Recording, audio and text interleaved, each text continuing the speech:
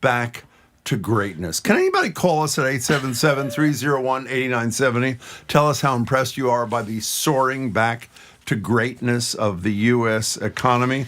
Mark Zandi, who's the most quoted economist in the country from Moody's, say this is the calm before the storm, meaning as bad as it is today, worse is to come. We'll find out if Jon Gruber agrees with him at 1 o'clock. It's just unbelievable. Yeah, let's play a little sound from Bernie Sanders, who's running around doing these rallies around the country. Great. This one was in Wisconsin, and he asked attendees, and by the way, he asked attendees to talk about what it's like living to paycheck. And I wanted to mention that during the last government shutdown, remember, we were learning that federal employees, a lot of them were paycheck to paycheck then. So with the cost of everything going up, housing, et cetera, is probably worse now. But anyway, here's Bernie Sanders. Sir. Not sure if you're going to be able to keep the heat on. You're not sure if you're going to be able to keep the heat on, ma'am? Forget about buying shoes and clothes for your kids. Forget about buying shoes and clothes for your kids. Ma'am? Skipping doctor's visits. Skipping doctor's visits. I want you never to forget, we are the richest country in the history of the world. There is no excuse for people dying young because of that stress. The reason he mentioned that is financial stress does shorten lives, and there are millions, tens, hundreds of millions of people, maybe not hundreds of millions, tens of millions of people suffering from great financial stress. So we want to know, where are you on the your personal economy on whatever day this is, March 13 of 2025? And even if you're doing okay now, are there things you fear that are coming that are going to have an effect on you and your family's finances? So Jimmy Kimmel, late night show, he's talking about how difficult it is, his opening episode, to try to make this funny. He said, we're friends with Russia now.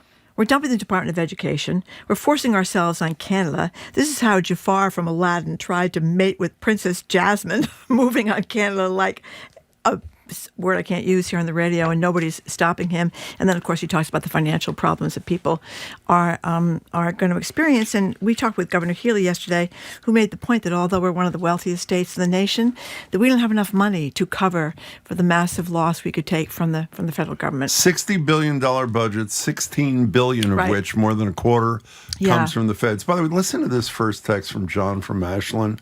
I will likely lose my job working in medical research with federal funds. We're adopting 2 foster kids, and now we will not buy a house. It is totally economic insanity. Look at that. This is in one tweet. Losing his job, they're adopting 2 foster kids, which is wonderful, but obviously very expensive, and now they won't be able to buy a house. Total economic insanity. Well, Lance and Lynn emailed to say, or texted to say that because of expected lower financial support from the federal government, his food aid has dropped by 40%. I don't know what kind of conditions Lance is in, but if he's getting food aid, his finances are not great. Can I? Here's a little quiz for you before we get to the calls. Do you know who McLaurin, I don't know if I'm pronouncing her name right. Oh, yeah. Pinover is? Oh, yeah. Did you see her on CNN the other night? No, but I read about her. She's the one that's doing the fashion videos in the offices with the fired employees. She's the communications director of essentially the HR department for the government, the Office of Personnel Management. And she is, I think it's on TikTok. She's a fashion influencer. She's aligned with Doge. Which is perfectly fine. Yeah. But the problem is she's doing her fashion influencing videos during the workday at the Office of Personnel Management as they're firing tens of thousands of people. And how do we know that? Because CNN, this is great, when CNN was showing one of the clips, they zeroed in on her phone and had a time that was during the workday. So when they're not firing people from their jobs willy-nilly, the communications director for the HR department for the federal government is doing her fashion influencing. It's just incredible. One more text before we get to your calls.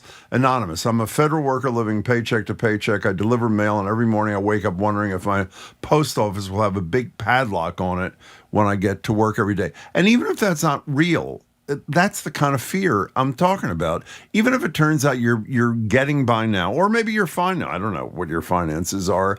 How many people are living with this stress, this fear of what's coming down the line? I don't know if you know, Social Security, Ponzi scheme. Who said that? Elon Musk. Yep. Medicare and Medicaid, we're not going to touch those except for fraud and waste. Well, fraud and waste in the eyes of Musk and Trump is a very different animal from people who really care about fraud and waste. So there is a lot to worry about, and it's really unnecessary and unnecessarily painful. Let's take some calls. 877-301-8970. Jesse in the car, thanks for calling. Hey, Jesse. Hi, long time, anytime. Thank you. So the fear is there, and I'm trying to find ways to actually make money during this economic administrative disaster. I'm going to reinvest into my house so that I could potentially sell it for 50% more than I bought it for 3 years ago before it went even further up. The thing is, like, looking at the stock market to see which stocks are going to be stable with these two puppets in here doing their oligarchic things. But, I could potentially make some money in oil and ammo, and I don't like that. But the fact is that how else is anybody going to make a buck? I've lost 20% of my gains in the stock market in the last 3 weeks. I've lost everything that I've made in the last 3 years in 3 weeks. So I don't know what to do at this point. Yeah, what did you say? Oil and ammo? Yeah, guns and fossil fuels. Guns and ammo. That's the thing my mother said. Stay away from. Don't. It's all unethical. It's blood money. I said, well, right now it looks like it's the only money. So, Jesse, it's a hell of a call. Thank you for making it. Good luck to you. I said this the other day, but why not say it again? One of Andy Borowitz's funniest ones, the Borowitz Report. If you've never seen it, Borowitz. He's very funny a lot of the time, and he says a lot of the time. Nobody can be funny 100% of the time, but I say he's very close, like 90% of the time. He's close, yeah. And he said that Trump has just issued a new economic order. Do not check your 401k or you will face deportation. Yeah. And, that could be next. Emily from Taunton, thank you for calling. Hello, Emily. Hi, how you doing? Good. Long-time listener. Thank you. I listen every day. Thank you very much. So in 2008, with a big crash, I lost half my 401k, and it was stressful. And after 8 years of Obama, it was back up to where it was, and it's been gaining ever since, and that's great. But I'm really close to retirement age, and yesterday I moved it all into a money market account. I was just too stressed out about us becoming a banana republic. Actually, I'm worried about just cash in general. I'm just worried that, we're just going to become a banana republic.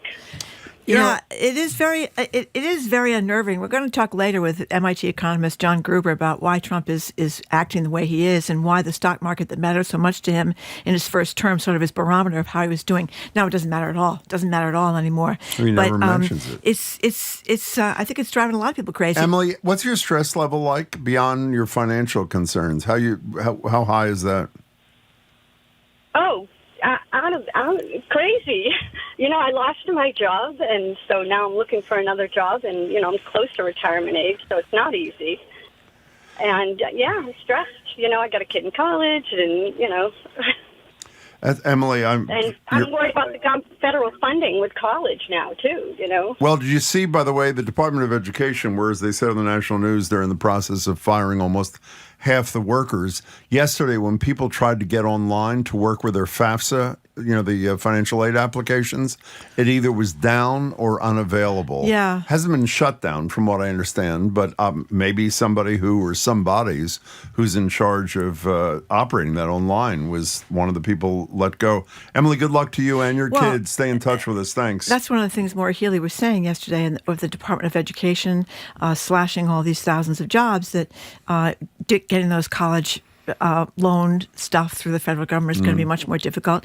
And really, sadly, for the Commonwealth of Massachusetts, a lot of the special education IEPs, all those kinds of programs, after-school programs, that's federal money. And she made the point that Massachusetts is not going to be able to make up for that. Yep. Listen to this one, Chris and Quincy. And the reason I'm reading this is because there's so many angles on this that I don't think we all think about. I'm an artist who sells at art markets in Boston. I'm concerned high prices, along with the reduction in tourist visits this summer, will drive down sales. Thank you, Chris. Did you see that Delta is scaling back its profit outlook, or whatever they call that in the trade, because they're convinced, based upon the uncertainty and the fear, that far fewer people are going to be traveling in the next 3 months or whatever it is. And that trickles down onto everybody, including people like Chris and Quincy. Well, that's one of the theories in a lot of these economic stories, is that because of uncertainty, people don't want to hire people because it's expensive to hire people. And, they just talk about not planning for the future expansion of their companies because of the uncertainty. I guess I'm not an economist. Oh, you're not an no, economist? I'm not. I didn't know. But I have learned that uncertainty is one of the biggest problems. Well, you haven't learned that. It's in your life. If you're not sure what your income is going to be, Marjorie, in 2 months, doesn't that affect what you buy now? Of course it does. No. Because you don't know what's going to be there. You're going to have your job. Is your partner going to have their job? All that sort of thing. And, we also talk about two worlds in America, the right-wing media, which is often lying, and the fact-based media. Well, there's a great piece in the New York Times, which is fact-based media, talking about the websites, the New York Post, which is owned by Rupert Murdoch, who knows Fox News, and places like the Daily Caller and One American News or The Blaze. They're not really mentioning any of these problems, with the economy. It's kind of gone under the radar, as it were. And this Larry Kudlow, who's on Fox, he's a business host and former Trump guy. He says, he just said that profits are still rising. It's very hard for me to see a recession. I'd kind of suggest people keep their powder dry and pay attention to a well-thought-out economic plan of Donald Trump's that will indeed make America great again. So that's what he's saying. Well, also, I think, is this the same piece that talks about how the websites for almost all the right-wing quote, news outlets are reporting absolutely nothing on the horrible state of the economy? Exactly. And on Fox News, it was Fox Business News, it was way down the list of... And Trump, who again, in his first term, the stock market was his barometer. Now he's saying, he just said it to Fox Business host Maria Bartiromo on Sunday, you can't really watch the stock market. Listen to this from Anonymous. I lost my SNAP benefits, food stamp. I lost my SNAP benefits. I can't reach a human on the phone. I have 2 disabled children and recently had to leave my job to take care of them. Speaking of phones, did you hear Social Security? They're also apparently letting go, I hate the term letting go, firing people who answer the phones. So if you have questions about your Social Security benefits, your potential benefits or cuts or whatever, the good news is you won't be able to get anybody, so you won't get any bad news. Mike on the road, I'm a former combat medic. I have PTSD that I treat with marijuana. I have a nursing license that I can't use because I use marijuana. Wow. So now I make $50,000 a year working construction. I live in my van with my dog. I live in my van with my sucks. dog. Oh, my God. Oh, Mike. Let's go to, here's somebody who feels good about the state of things. I'm anxious to hear from him. Eric and Eastie, welcome to the show, Eric. Good to talk to you. Good morning, my friends. How are you? Good. So, I'm not worried about it at all. I feel fine. There's some changes. The guy's only been in office for less than 2 months. Things are going to go up. Things are going to go down. It just needs to settle out. If you look at the economy long term, as far as like the stock market, for example, gains are always higher. You just need to stick with it. Fear is what makes you make bad decisions. That's when you get out. That's when you lose money. I agree with long that part term, of it, by the way. Fine. But Eric, just let me ask you something, though. I mean, You sound like a nice guy. Thousands and thousands of people who are really good workers. I mean, there's always waste and there's always fraud and there's always corruption, but are just losing their job with like 2 weeks notice and health insurance gone. Are you fine with that? Change is tough at the end of the day, and anytime you have change, you're going to have disruption. What is the Eric, that's what Trump, what is the change that is in the interest of the American people that we should be willing to suffer in the short term for? What is it that he's doing again that is the good endpoint? Sure. So what Marge was talking about, people losing their jobs and stuff and getting rid of some of the waste, So we're getting rid of hold on, Eric. Yep, sure. They're not getting rid of the waste. They're just slashing. Getting rid of whole departments. They're not differentiating between the really good workers and the bad workers. I mean, they've been embarrassed a few times, as you know, like when they got rid of the people that were watching the nukes, they decided they had to bring them back. But they're not getting rid of waste. They're just getting rid of, like Jim just said, whole departments. So if you're in Massachusetts and you have a special ed kid or an IEP kid, you may not get that care. So that's the thing. I find it so cruel. It's the cruelty that's really surprising me. And now I'll shut up and you can finish. I understand what you're saying, but you did bring up a good point. When they do overdo it, they bring those people back. So, you're trying to find that balance, So I agree. In certain points, they are overdoing it, but they are bringing people back. And I think we should play that as well. That's a hell of a way to govern. Eric, we thank you for the call. Let me just say, when I said I agree with the first part of Eric, it is true. If you look at the history of the stock market, it almost always comes back. Right. There's a big however. Remember the woman that called about 2 minutes ago, said, I'm about to retire? So while she's waiting for it to come back, and let me pick a number, in 7 years or 4 years or whatever, she's got to live through this. So it's easy if, I don't know how old Eric was, so I'm not just referring to him. If you're 40 years old, you can deal with the ups and downs, because if history is a guide, in all likelihood, the stock market is going to go up. But these other things, these job losses and all this, as you say, it is so insane, not only for the individuals who are losing their livelihoods, but for those of us who depend upon their work to get decent services from our government. It's really incredible. 877-301-8970 is the number. I took a $30,000 loan from my retirement to be able to keep my home for at least a year if I get fired as part of the government. What's RIF stand for? Reduction in force. Reduction in force. Thank you. And she says, bend over backwards for my stakeholders, continued to work through chemotherapy. I guess I'm really one of the lazy ones. By the way, when Marjorie's, speaking of RIF, IEP that Marjorie's referencing and Governor Healy, if you individualized education program. Which is an awful lot of kids. Yeah, a lot of kids, yeah. Here's somebody else who says he's living paycheck to paycheck, but he's fine with what President Trump is doing. That's Mike from Norwell. By the way, we have to take a break. Before we do, the caller who called a minute ago, Trump's line is, again, some disturbance, some pain, whatever language he's using, for the good and long run. If you share Eric's view, which you're totally entitled to, and Donald Trump's, what is the thing? Where's he going? What is the end point? Is there any evidence, as you were suggesting a minute ago, that this reduction in staff is doing anything except saving money so that they can afford $4.5 trillion in tax cuts? I haven't heard it. And by the way, they still can't afford the $400 trillion in tax cuts. The deficit is just going to go up. Yeah. Because even with all these firings, they're not going to. But that's the theory, that they're doing this. But it's long been a GOP thing to get rid of the whole so-called deep state and slash the government. And everybody has said, go after the waste, go after the fraud, go after the corruption. But that is not at all what they're doing. Can I tell you one thing before we take a break? This is not directed at you in the slightest. It's okay, Jim. No, it's really not. When I hear politicians who feel they have to say, when criticizing Trump and Musk's cuts, of course we want to eliminate waste. And obviously every idiot in the world wants, including Marjorie and me, wants to eliminate waste and inefficiency from anything. You don't have to say it anymore. We know it. They're not concerned about waste and inefficiency. But you know what the truth is? The harsh truth is? I have been hearing this for half of my life. Exactly. I've been hearing it in Massachusetts. I heard it in my hometown. You hear it in Boston. You hear it federally. What did Barney Frank say, though? What was his great line? You never get rid of it. Because it's marbled in. So the idea that you can get rid of it is kind of a illusory. But I think some people like Elon Musk think you run the government like you run a business.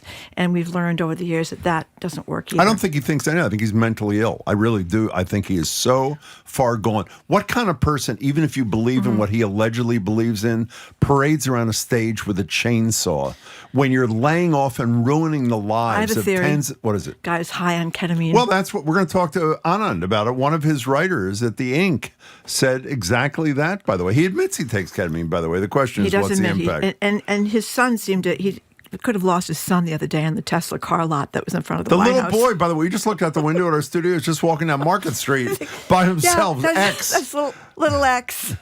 We got to take a break. Yeah, that's not his full name. I think that's what they call him for short, though. Of course, that's what Twitter is called. No, his name is Big Balls. That's his given name. We haven't heard from Big Balls lately. No, what's he been up to? Yeah, exactly. Anyway, we're talking with listeners about how they're impacted by the economic headwinds. We've got to take a quick break, but more of your calls and texts are next. You're listening to Boston Public Radio, 89.7 GBH, streaming at youtube.com/GBH News.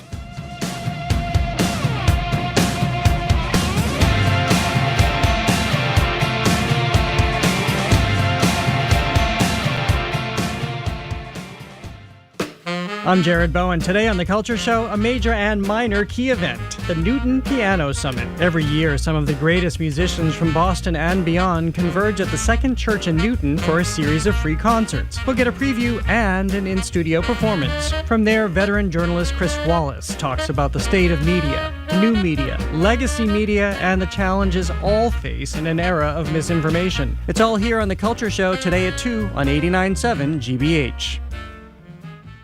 Our programs are made possible thanks to you. And GM Roth Design Remodeling. Dreams delivered. With custom kitchens, bathrooms, and additions. Serving New England for over 39 years. Learn more at gmroth.com. And Bridgewater State University, helping create jobs for Massachusetts and working to connect industry leaders to graduates. Elevating business in Boston and beyond. bridgew.edu/elevate.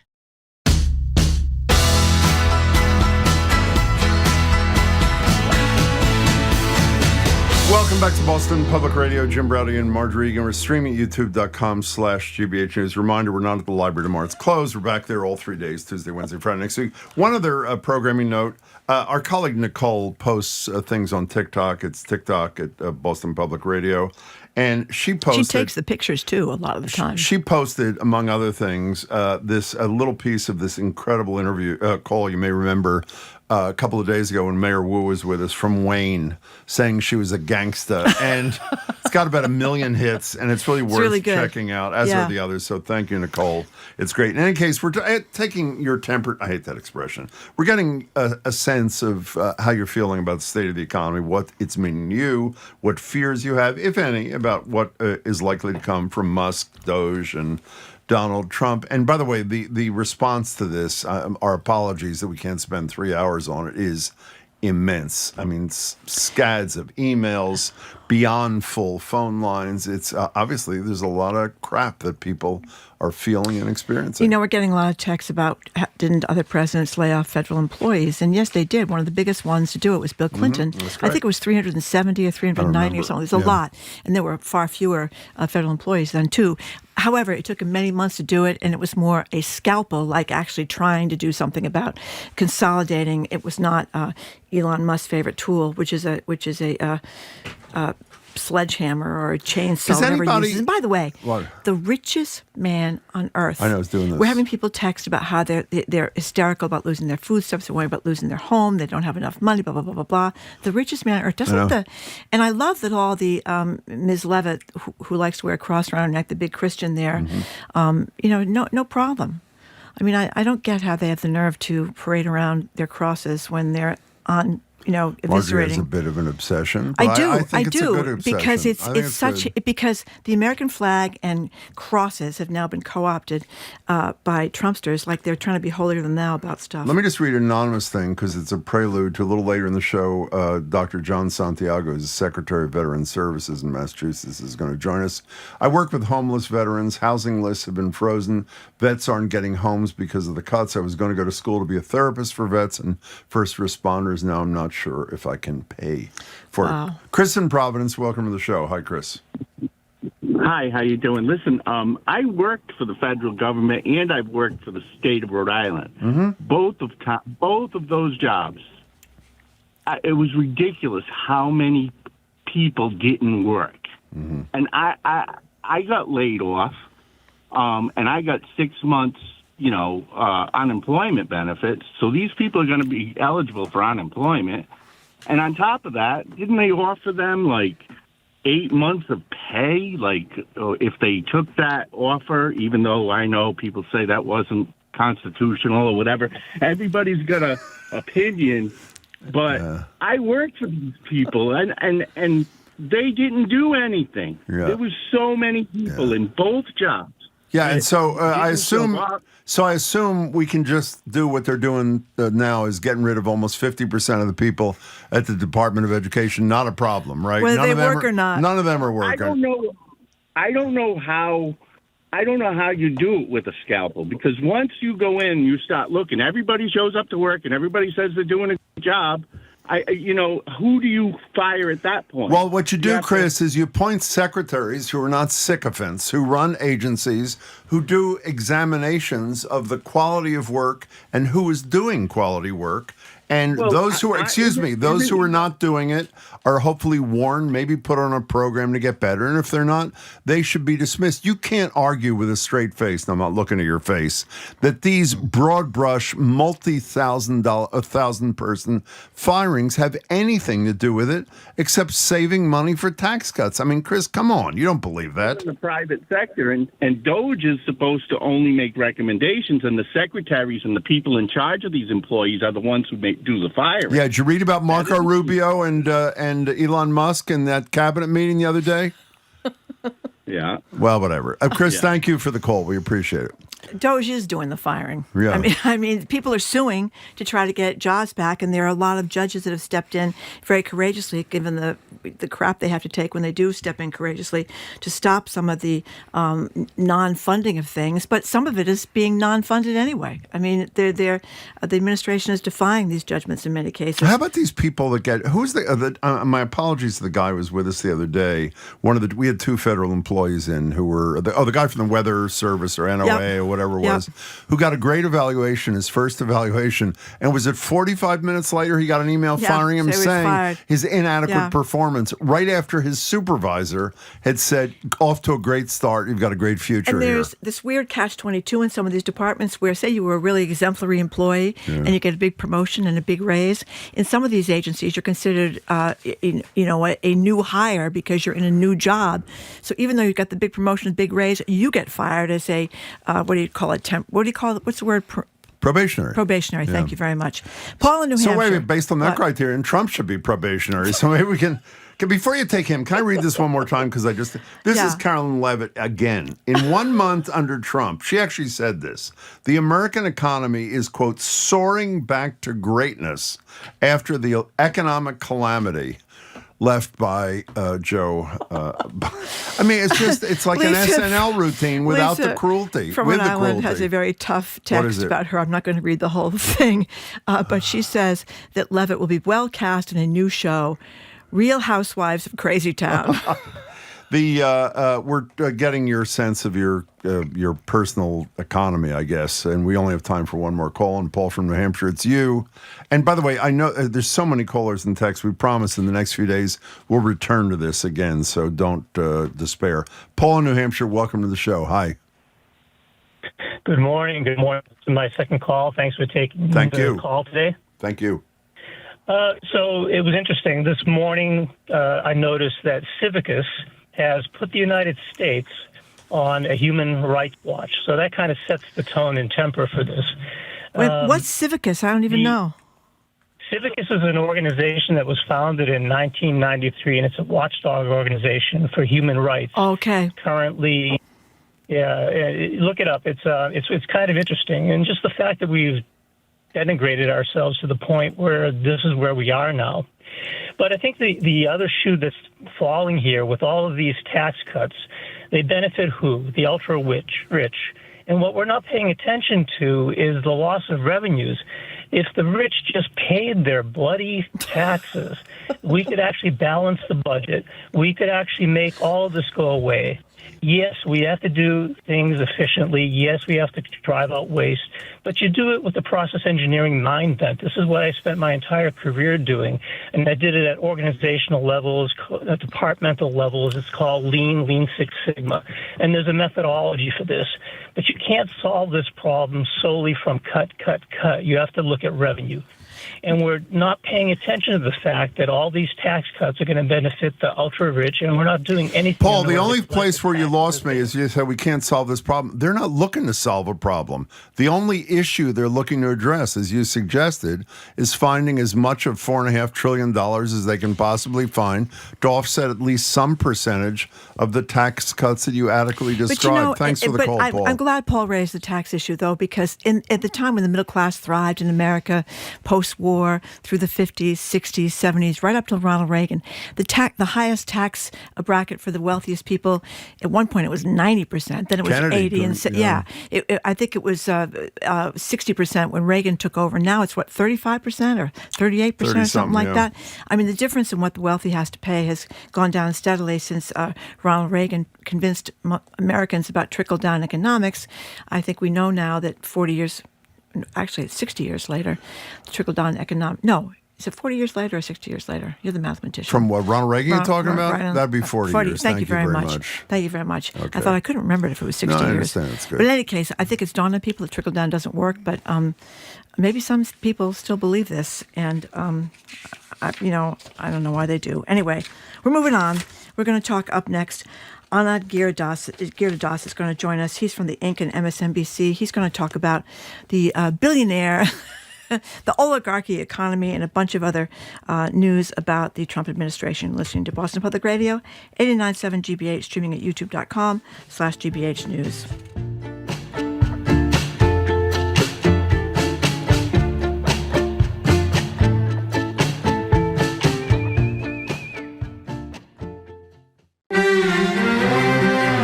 A new study has found that wastewater from airplanes could be an early warning system as diseases spread globally. We want really to anticipate when a pathogen is introduced in a country. We'll head to the airport where public health officials are testing out ways to catch future outbreaks. Next time on The World. This afternoon at 3, here on GBH News 89.7. Support for GBH comes from you. And Atlantic Design Center by Eldridge Lumber and Hardware, committed to helping you achieve your vision for a new kitchen or bathroom and guiding you from design to completion with showrooms in York and Portland, Maine. AtlanticDesignCTR.com. And Mass General Brigham Health Plan, ranked /1 in member satisfaction among commercial health plans in Massachusetts by J.D. Power for the second consecutive year. Details at mgbhp.org/everyday.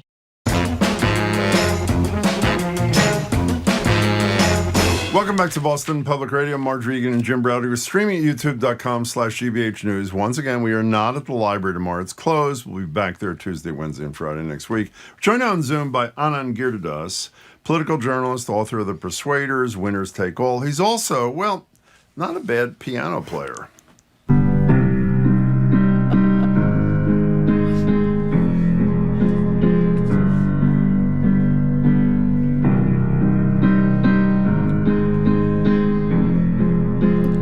For the three of you that don't recognize that, that's Anand performing the theme to HBO's Succession. We're also told he's celebrating 20 years since his first published piece in the New York Times.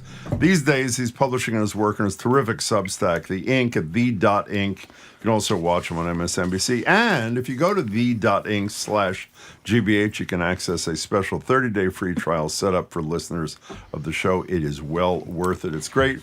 Anand, great to see you. Welcome back.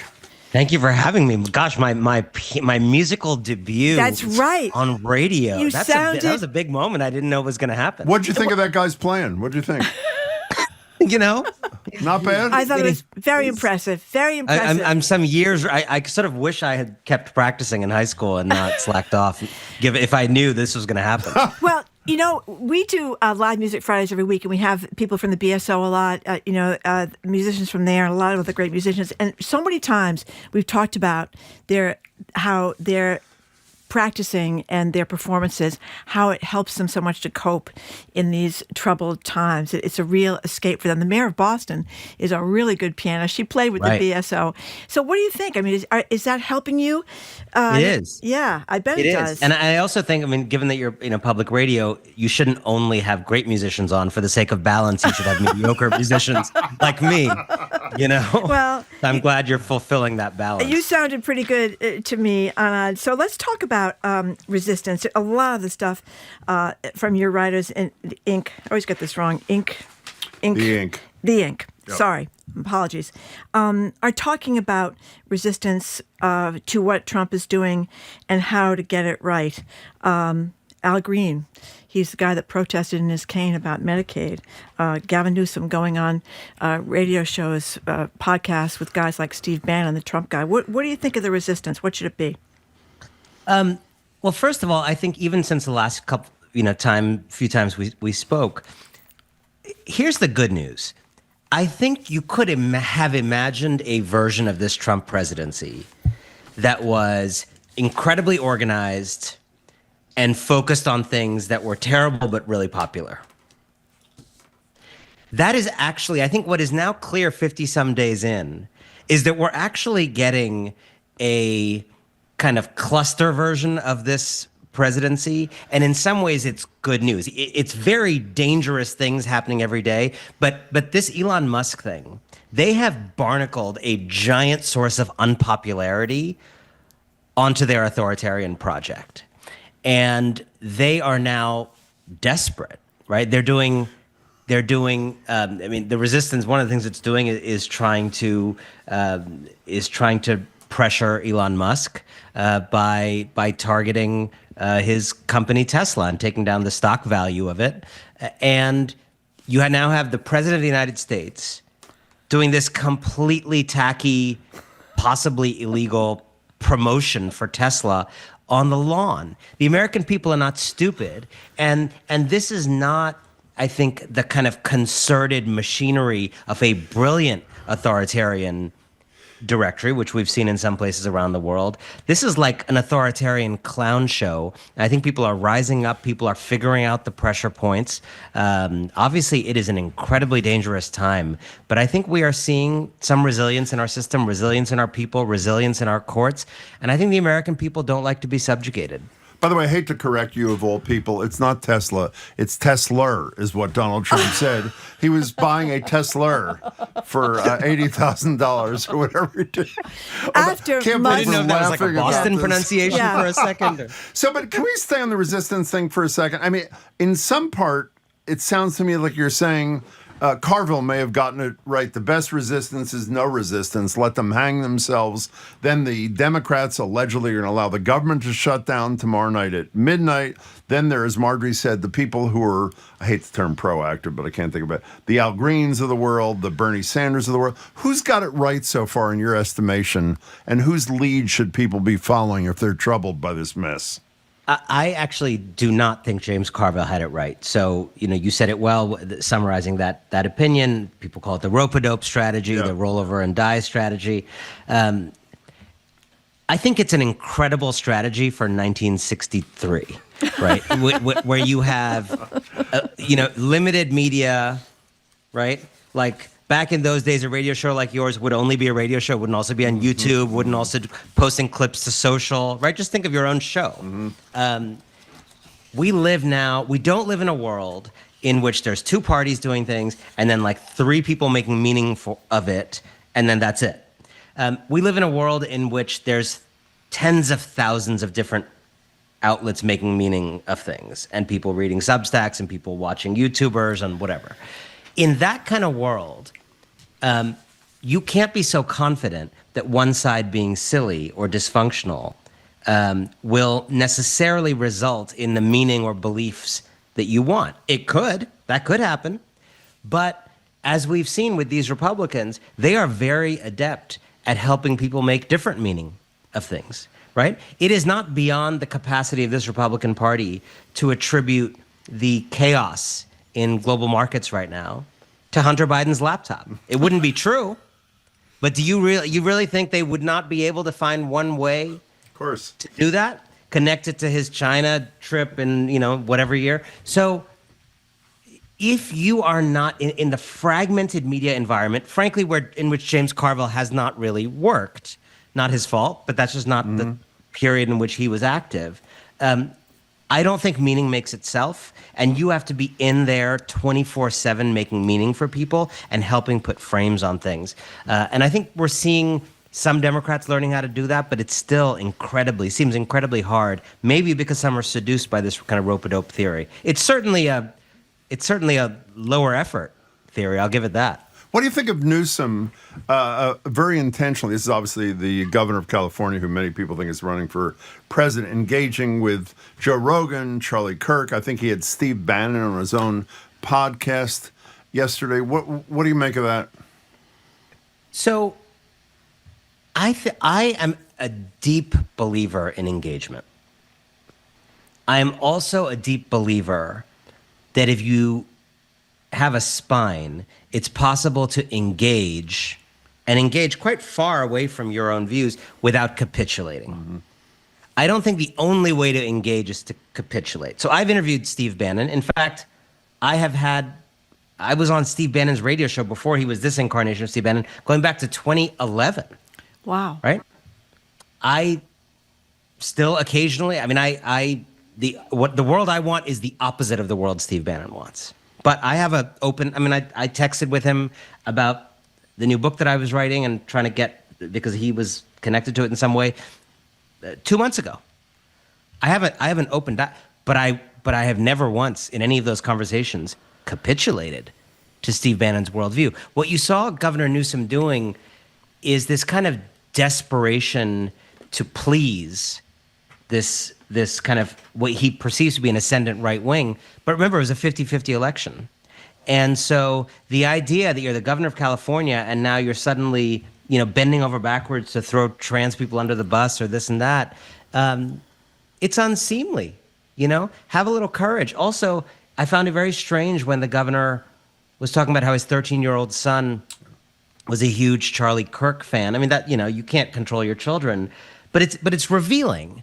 I given the values that I, raise my kids with, and in our home, I find it improbable that my children they're going to have different opinions on a lot of things. I find it improbable that they're going to be drawn to kind of bigotry and hatred. So, what are you doing as a major public leader for the Democratic Party if your articulation of those values isn't even persuasive to your child? We're talking to Anand Giridharadas from The.Ink, the.Ink. You probably know that the mayor of Boston, Michelle Wu, was in Congress with a bunch of other mayors that are so-called sanctuary city people that are allegedly following the rules about immigration. They are actually, but the GOP was trying to say they weren't. And a lot of people here in Boston were nervous. Michelle Wu has just had her third child. She's still nursing the baby. That forum has been a disaster for a lot of other people, including Claudine Gay from Harvard, who didn't do well that day and ended up losing her job. But yet a couple of days a week, we go down to the Boston Public Library to do this show, and people came in yesterday to see Michelle Wu because she was on with us. And she was tough in those hearings. I mean, she gave as good as she got, and I think people... I'd say far better than she got. Yeah, far better than she got. She went on the offensive. She said, if you really want to do something about immigration, why don't you pass some laws, or why don't you stop, better gun laws, et cetera, et cetera. She was really good. Anyway, when she walked in yesterday, it was like a spontaneous standing ovation from people. Wow. And from people in the audience, which I have never seen, and I've been around for a long time. So I think that's your point, that people who are able to stand up, or like the guy from Georgetown, the dean of the Georgetown Law School, who, when they were going after Georgetown on their DEI stuff, he basically... U.S. Attorney in D.C. Yeah, and he went back and said, you're not going to tell us how to run our Jesuit to Catholic education here, and I welcome your taking our Georgetown students from here. So he stood up, and it is impressive when people do that, but then you can pay terrible consequences like Janet Mills is. Maine is under siege now by the federal government because she stood up on the trans issue with Trump.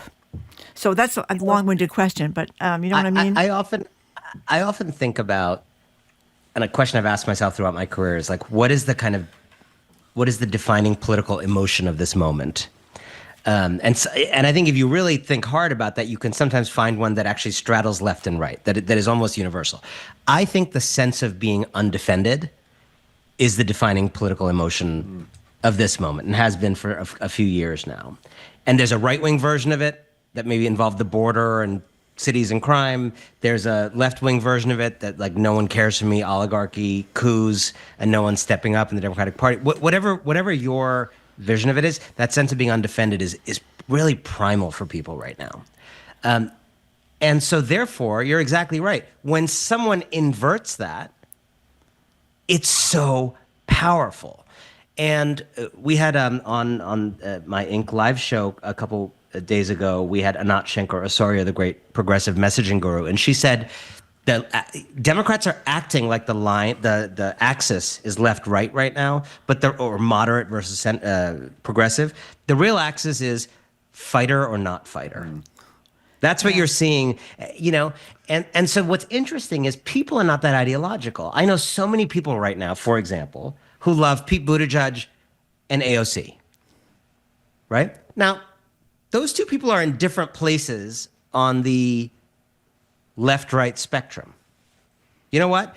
They're relatively close together on the fighter or not fighter spectrum, right? And so sometimes I think that the analyses that we're all used to, that I have done and we've all done, are missing what may be the kind of emerging way in which people are processing who they feel allegiance to.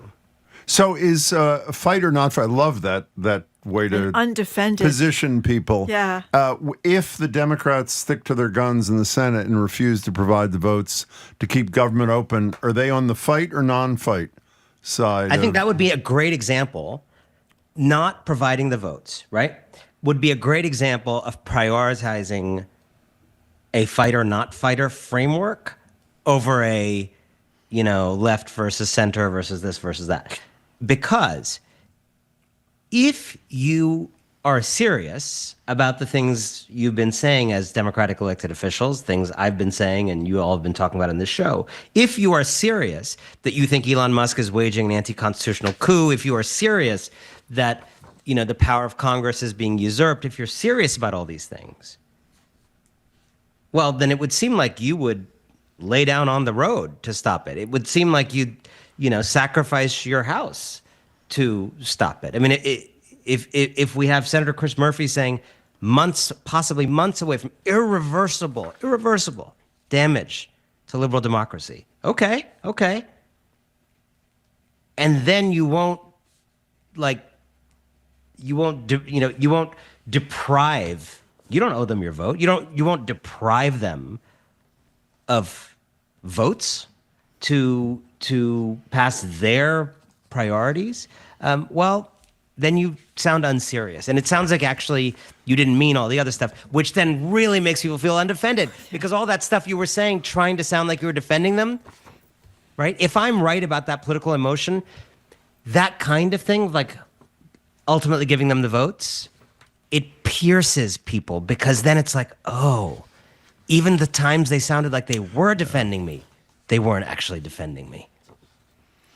Talking to Anand Giridharadas again from The Ink.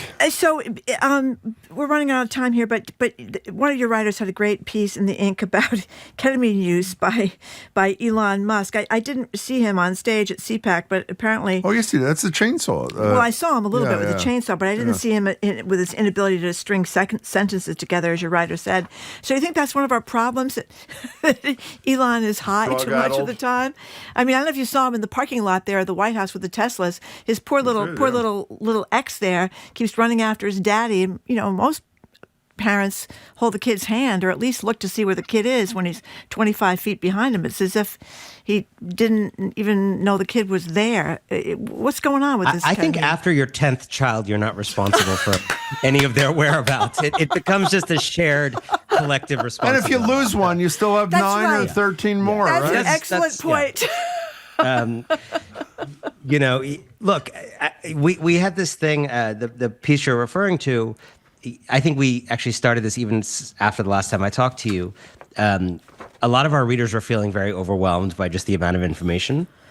And it's just stuff happening, not from us, just from the world. And so we have created this new thing called just the morning brief, but it's 3 things. It's a big thought for the day, a small step that you can take civically to make the world better, and a deep breath, a piece of music, a breathing thing, something to take care of yourself in this time. So that was one of the big thoughts.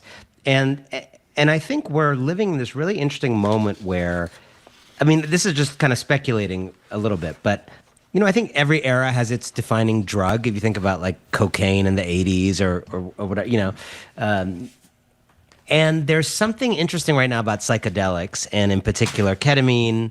But Silicon Valley is full of these like founders who microdose all day long. I don't think we entirely know what effect it's having. We speculated a little bit in that piece about some of the side effects associated with ketamine use. Of course, the bigger point is that when you have this kind of side job that Elon Musk has, you're not subject to any of the normal stuff that normal federal employees are, and you're also the richest man in the world, so you can get out of anything anyway. We don't really know. We have no way of kind of keeping you in check. And I think, again, there may be some conservatives out there in the Boston area listening to this. You may have different values than me. I don't think you want an unstable Elon Musk deciding your kid's future, even if your and my ideological commitments are totally different. I want for you what I think you would want for me, which is just like a basic competence and stability at the helm. And we don't have that in the kind of shadow presidency of Elon Musk. Anand, as always, it is a joy to talk to you. Thanks so much for your time. We really appreciate it. Thank you for having me. And I like the big thought idea. The second part, what can I do, is very soothing, in addition to your piano playing. So thank you very much. See you soon. Be well. Thank you for having me, giving me my radio debut. We've been speaking with Anand Giridharadas. He's political journalist, author of The Persuaders, Winners Take All. You can find his newsletter, The.Ink, at the.ink. That's the.ink. And if you go to the.ink/GBH, you can access a special 30-day free trial. I think you're going to really like it. Coming up after the new news, the former Suffolk County Sheriff and former Massachusetts Secretary of Public Safety, Andrea Cabral, is going to be with us. You're listening to Boston Public Radio, 89.7 GBH, streaming at youtube.com/GBH News.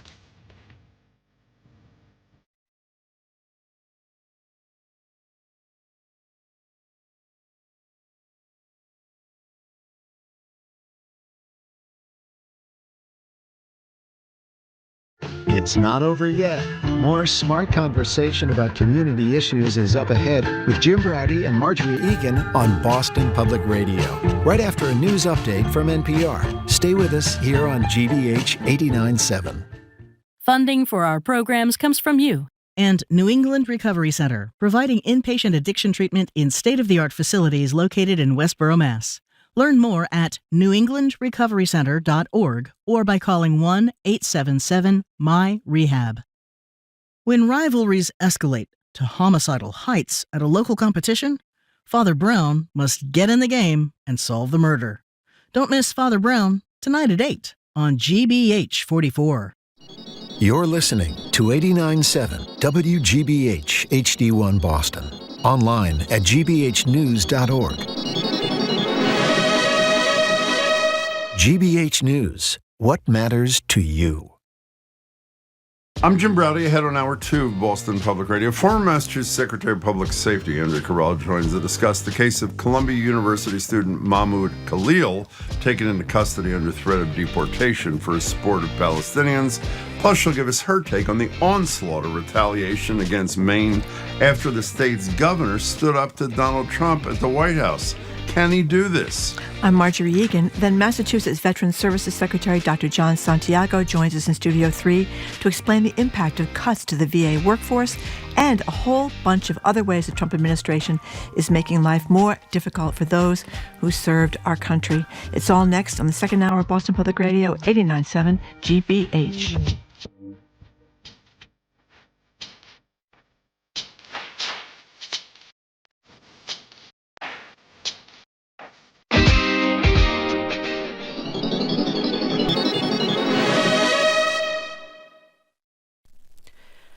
Live from NPR News in Washington, I'm Lakshmi Singh. President Trump's trade war is turning into a sort of bar fight. NPR's Scott Horsley reports on Trump's latest vow to tax imported alcohol. In a social media post, President Trump threatened to impose a 200% tariff on European wines and spirits. The move comes after the European Union said as of April 1st, it will tax Kentucky bourbon and other American products in retaliation for Trump's own steel and aluminum tariffs. The president, who's a teetotaler himself, insists the trade battle will be good for domestic winemakers. In another social media post, Trump claimed the price of eggs has come down since he took office. In fact, new inflation data out this week shows egg prices jumped more than 10% in February. Scott Horsley, NPR News, Washington. The Centers for Disease Control and Prevention will have to wait a little longer for a new leader. NPR's Ping Wong reports the White House withdrew its nominee for the post. Dr. David Weldon had been scheduled to appear before the Senate Committee on Health, Education, Labor, and Pensions at 10 a.m. Just before 9:30 in the morning, the committee sent out a notice that the confirmation hearing had been canceled. A White House official not authorized to speak publicly told NPR that Weldon did not have the votes needed for confirmation in the Senate. President Trump announced Weldon as his pick to lead CDC on Truth Social in November, praising Weldon's experience as a medical doctor, Army veteran, politician, and family man. In the months since, Weldon's record on vaccines has been scrutinized, including debunked claims that linked vaccines with autism. Ping Huang, NPR News. Measles cases are still rising in Texas and other states, prompting medical officials to encourage vaccinations. Europe, meanwhile, is dealing with the highest number of measles cases in more than 25 years. The World Health Organization and UNICEF report that last year, the number of cases on the continent doubled after vaccination levels fell post-COVID pandemic. Egypt says it welcomes President Trump's latest remarks that Palestinians won't be expelled from the Gaza Strip. This comes after Trump repeatedly said the U.S. should take over Gaza and displace its 2 million Palestinians permanently outside the territory to countries such as Egypt. Here's NPR's Aya Batrawi. President Trump's been touting his plan for Gaza for weeks now, but in the Oval Office, when asked by a reporter, he said, quote, "Nobody's expelling any Palestinians." Trump, however, had never called his plan one of expulsion. He'd said it was a plan for permanent relocation, using softer terms that Israel's far-right government have also adopted as Israel moves ahead with plans to facilitate the displacement of Palestinians outside Gaza. Still, Egypt says it appreciates Trump's latest remarks about not expelling people from Gaza, and Egypt had already pushed back by drafting its own reconstruction plan for Gaza that keeps Palestinians on the land. Arab diplomats presented the plan to Trump's Mideast envoy in Qatar this week. Aya Batrawi, NPR News. This is NPR. Good afternoon. With the latest from the GBH Newsroom, I'm Henry Santoro. Massachusetts had joined nearly 24 other states in filing a lawsuit in federal court this morning in a move to stop the Trump administration from dismantling the U.S. Department of Education. Lawsuit comes 2 days after half the agency's staff were laid off as part of massive cuts to the agency. The Globe reports that the lawsuit, which was filed in U.S. District Court here in Boston, argues that Trump does not have the authority to shut down the Department of Education. And the education serves millions of students spreading across tens of thousands of public and private districts across the country. At least 25 employees of the department in Massachusetts were laid off this week, including several attorneys who were assigned to the Office for Civil Rights. Education officials in Fall River say these cities' public schools will still implement the MCAS test this school year, even though voters voted to eliminate the MCAS as a graduation requirement. Herald News reports that while these scores will be recognized, they will not be used for graduation purposes. And while MCAS test scores may have kept some students from graduating between 2023 and 2024, the school district will now grant diplomas to any student who met all other graduation requirements after a full review is conducted. In sports, the Bruins in Ottawa tonight. Exhibition baseball. The Red Sox play the Mets in about 1 hour from now. And in the forecast, cloudy, mid-40s today, clouds mid-30s overnight, sunny, sun mixed with clouds tomorrow. We're at 43 degrees. This is GBH News. Support for NPR comes from NPR stations. Other contributors include Indeed, committed to giving job listings increased visibility with relevant candidates through its sponsored jobs feature. Learn more at Indeed.com/NPR. And the listeners who support this NPR station.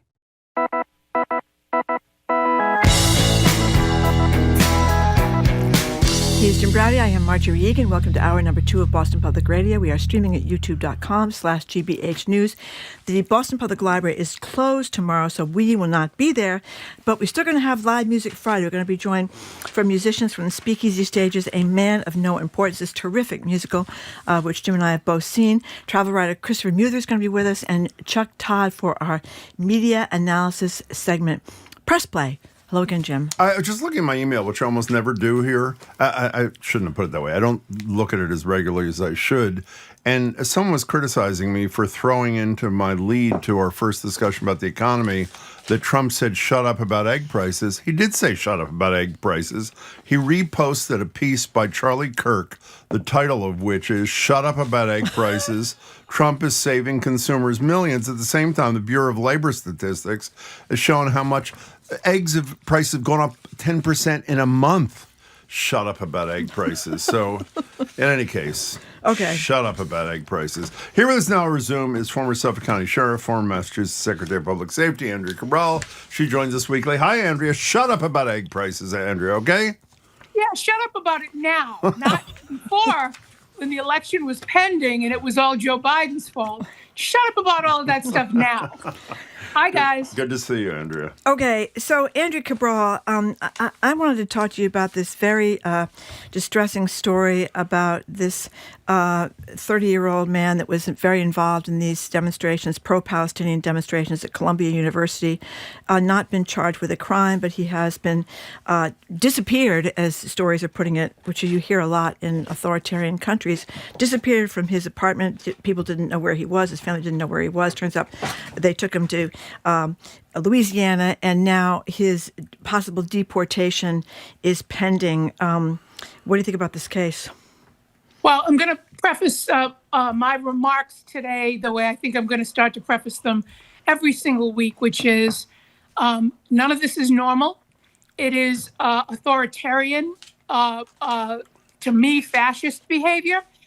What Trump is doing is not a restructuring of government. It is a destruction of government, most, if not all of which is either unconstitutional or otherwise illegal, and nobody should be getting used to this. It's very dangerous to become accustomed to it or anesthetized to it. This is very serious.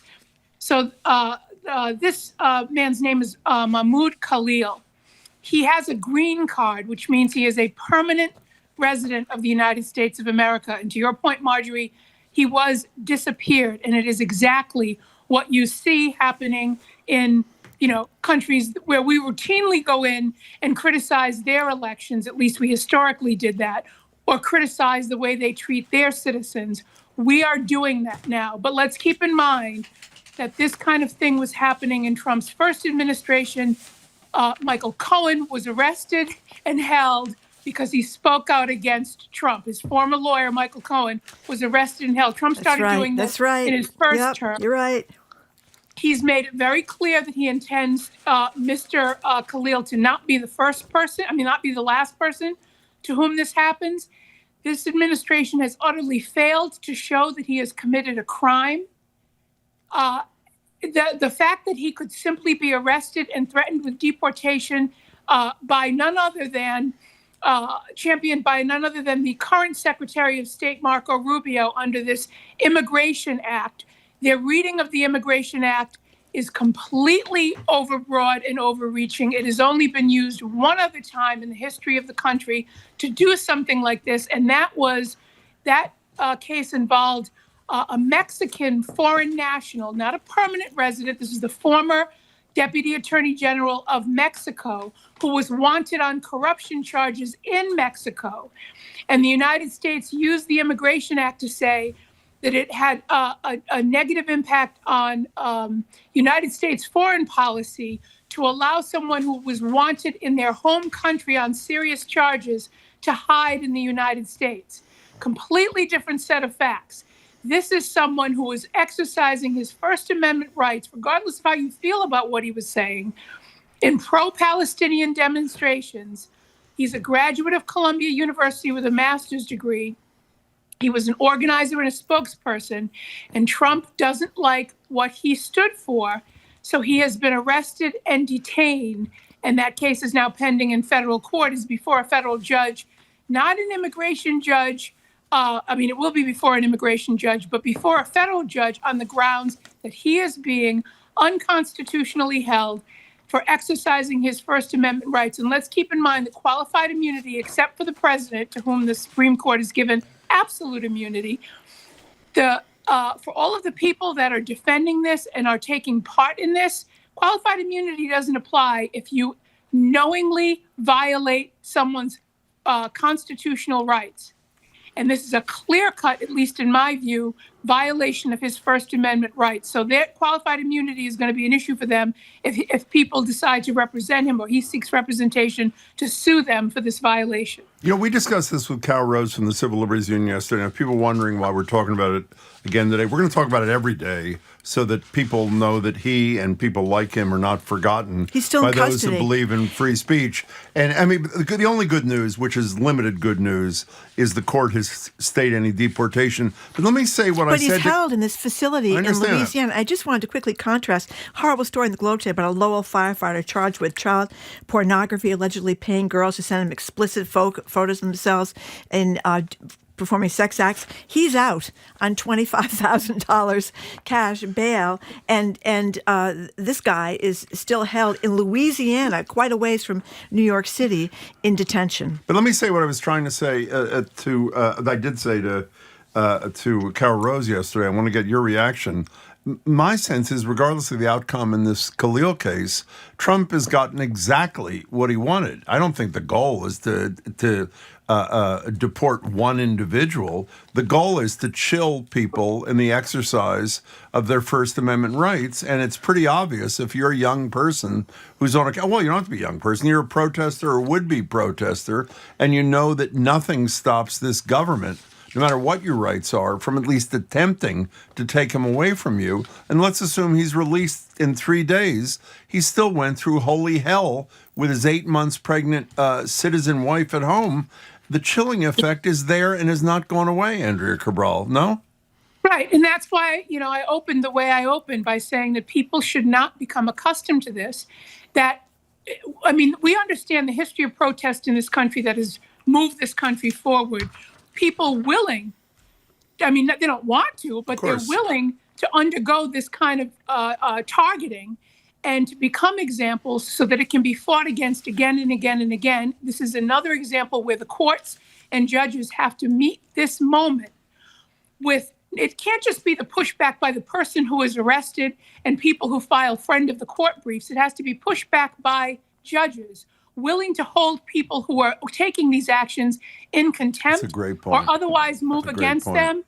And it needs to be members of Congress objecting to this, objecting to either using the power of the purse, which they have, and I understand Democrats don't hold the majority in Congress, but whether they're doing it even by groups of Democrats getting together and filing lawsuits on behalf of the people of the United States through the Congress of the United States, pushing back against this and demanding that there be consequences, because otherwise it is consequenceless. And you either get what you want in terms of disappearing the person and silencing them, or you get what you want by having the chilling effect. And it's the chilling effect of people exercising their rights, their constitutional rights, that is the genuine danger. It is bad to violate someone's constitutional rights, but when you have the power to chill large swaths of people exercising their rights, then you move rapidly toward fascism. And that's why I'm glad you're going to talk about it every single day so that people don't forget about it and people push back in every way they can. Even if it's just a phone call to a congressperson, push back every way that you can. Talking to Andrea Cabral. So Andrea Cabral, great story, a distressing story, but in ProPublica and the Globe reprinted it about Janet Mills, who's the governor of Maine. People may recall there was a transgender girl that won a high school pole vaulting event. After that, Donald Trump singled her out at this event that Maura Healey was at. Was at the governor's meeting at the White House. Yeah. And threatening to cut off federal funding to Maine. And the governor replied to Trump, "See you in court." Well, no, she said, "I will file state and federal law," and his response was, "I am the federal law," is what Donald Trump said. That's exactly right. Well, now, okay, so apparently there's 2 transgender girls in the entire state of Maine involved in any kind of sporting event. But we now, as the headline says, have 6 federal agencies investigating the Department of Maine. And in some cases, they're holding, millions and millions of dollars of money. They're talking about how they're freezing funding for these farmers who are worried about forever chemicals in their soil, and that's a big deal because people are linking those forever chemicals to cancer. And the lobster industry, 6 federal agencies cracking down on Maine over 2 transgender girls. Right. And I'm going to add to what I opened with by saying that this is none of the things that are talked about on this show or other shows where we're pointing out exactly what you're talking about here or what we just talked about with Mr. Khalil. None of those things is happening in a vacuum. There's a reason why they are all happening at the same time, and that there is this sort of flood of them happening because they are all part of a single scheme to fundamentally alter this country from the way it used to run to the way a minority of people want it to run for their benefit. So people need to understand that none of these things should be taken as a vacuum. The fact that you can have even one federal agency, let alone a group of federal agencies, targeting a state where the governor is a Democrat, shows you just how, is yet another example of just how far the Trump administration is willing to go to target its enemies.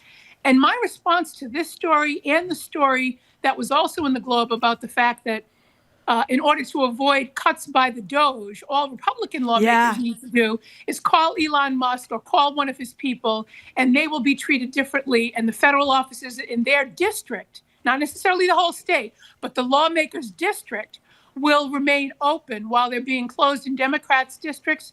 My question is, where, again, are congressional lawmakers filing lawsuits, I don't care how you configure it, on behalf of the people of the United States through their congresspeople, equal protection lawsuits? This is the government failing to protect all citizens equally based on the fact that the President of the United States and his administration is targeting democratically held districts and states and treating them differently than Republican led districts and states. That's a fundamental equal protection problem that would be the basis of any lawsuit anywhere else. And let the Department of Justice come in and defend that, which they will under Trump, but let them come in and defend it. They should be sued 6 ways to Sunday.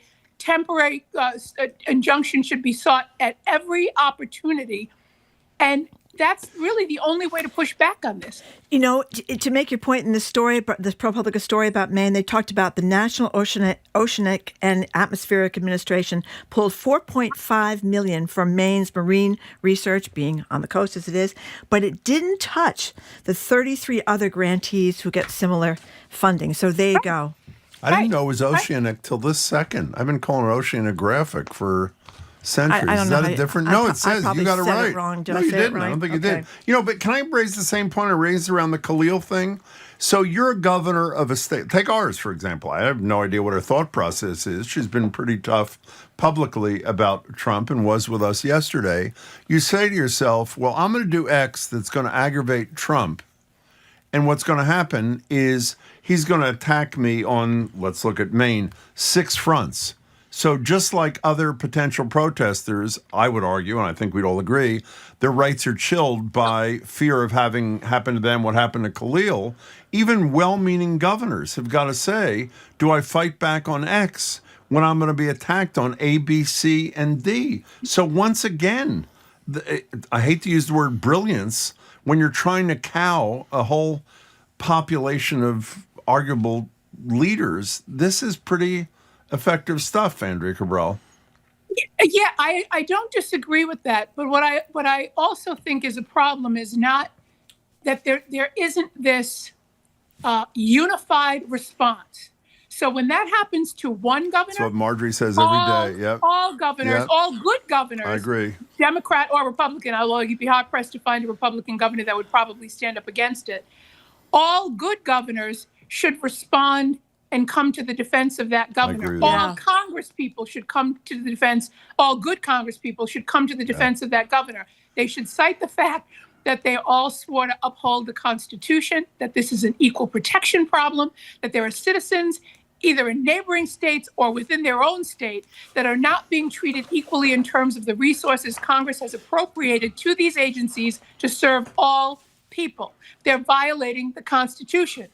If we can bring it back to who we talked with Anand Giridharadas about Mayor Wu's performance the other day in front of Congress. Fabulous, by the way. What's that? He's fabulous. He is. Yeah, isn't he great? He's great. We're really happy to have him. He played a little piano for us at the beginning of the segment, Andrea. It's Well, I quite don't think he impressive played it for us, on the but- keyboard as well. Well, we get to listen to it. But, I would argue, in light of the fact that the two major issues that Trump ran on were anti any form of immigration and the economy, and since the economy thing is not working out for him so far, I would think that they must be planning a blowback against Boston and Wu that is immense. I mean, not only is this bully Homan done this tough-talking macho stuff, the border czar, whatever he's called, all the time, but she essentially took on all the Republicans on the issue that is their single most popular issue, and I think embarrassed them, is how you treat people who are here who are undocumented, who haven't done anything wrong except come to the country to try to save their family from economic or physical ruin. So don't you Much like Homan's ancestors did. That's a very good. It's a very good. So, would you not expect Boston? I don't know when it happens, but would you not expect Boston to have a real torrent of retaliation from the administration? Oh, I absolutely do. But history also shows what happens when you target the city. And what happens? Revolutionary War. Well, the anniversary is coming up, right? Lexington and Concord. But just it a few more speaks to weeks. leadership. I would argue, I don't have any polling data on this. If you were to say to the people of Boston, and by the way, even if you're not a Wu supporter for mayor, you had to feel good about her testimony the other day. I would bet that the people of a city where a mayor fights back, if they said, even if it's put some things you care about at risk, wouldn't you prefer a leader who doesn't take crap from these people who want to treat you like crap? I would say the vast majority of people would say, that's what I want, not somebody who, like some of these university presidents who hide under their desks for fear that Donald Trump is going to take away their money. Don't you think that people want Yeah. Oh, no, I think that's absolutely true. And also keep in mind that, another message they should be hammering is that the midterms are coming so that people can, you want to target Boston, people can push back in any one of a number of ways to support the city, to say that this is what we want, but they also have to vote. And yes, I think that this ultimately reaches a tipping point. You cannot usurp the resources of the federal government indefinitely to target the people that you hate without the people that you're targeting pushing back in a major way, figuring it out at some point on how to push back and push back effectively. Now they need to get a wiggle on to get this done. They need to get a move on.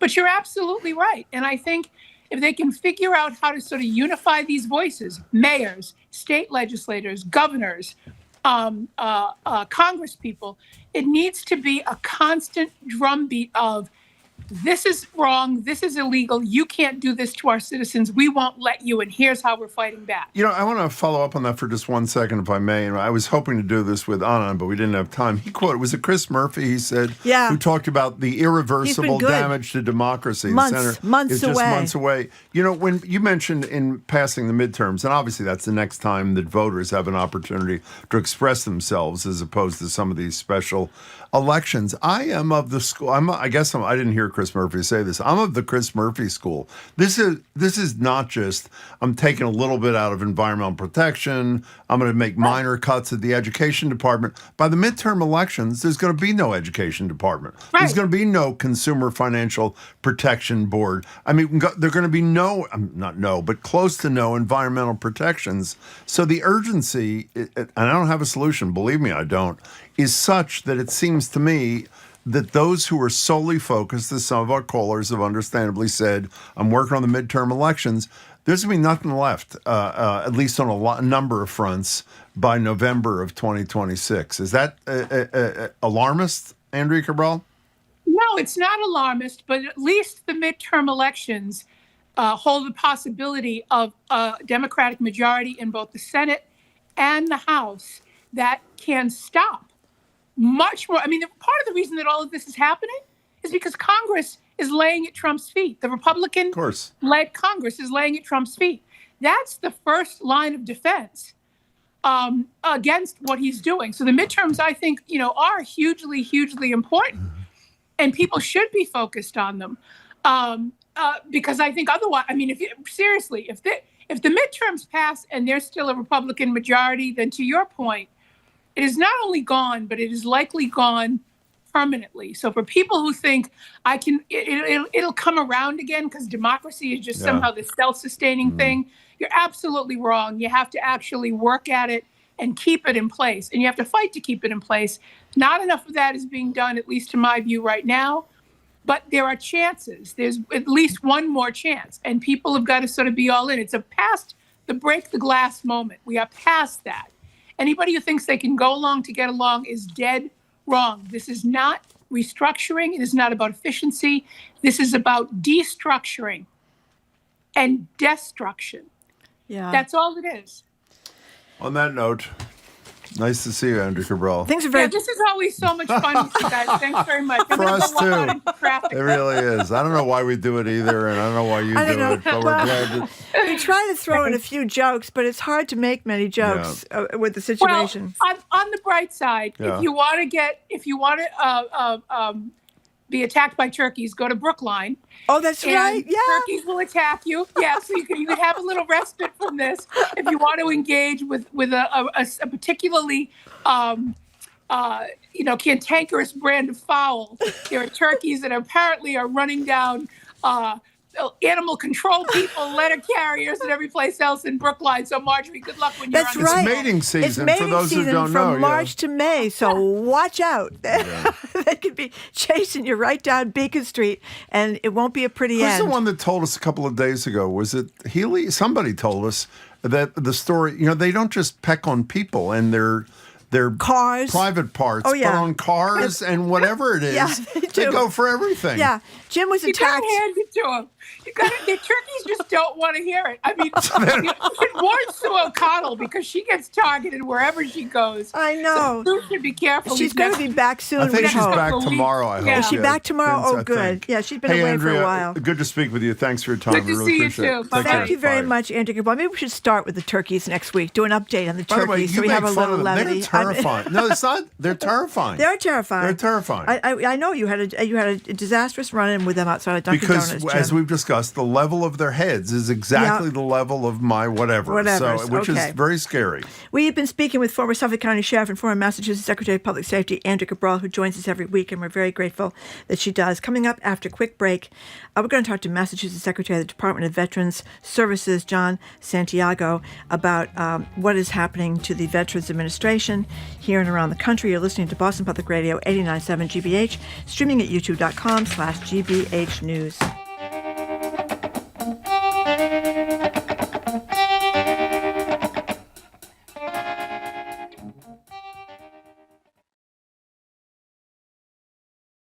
Once upon a time, the business of gambling was run by the mob. That was the meat and potatoes. But then the government wanted in on the action. It's the same old story. The government sees money to be made, they get involved in it. The bookies versus the bureaucrats.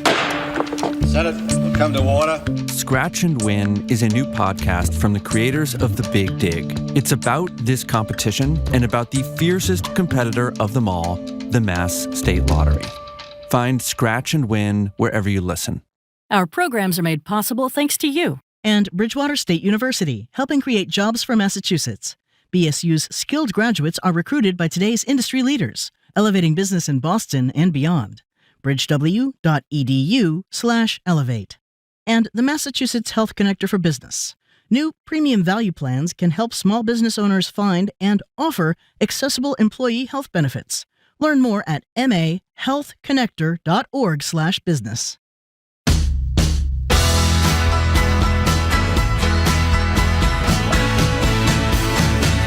Welcome back to Boston Public Radio. Marjorie Egan and Jim Browdy. We're streaming at youtube.com/GBH News. Once again, no library tomorrow. It is closed. We'll be back Tuesday, Wednesday, and Friday next week. VA is one of the biggest providers of mental health care in the country, offering health and other services to those who served our country. But even services for veterans who overwhelmingly supported Trump in the 2024 election are on the Doge and Musk-led shopping block. The VA's already cut several thousand jobs and tends to cut something like 80,000 more. Here's the Secretary of the U.S. Department of Veterans Affairs, Doug Collins, on Fox News, addressing that $80,000 number job cut. That is a goal that was put out. President Trump and OPM has said, let's look at a reduction in force across government.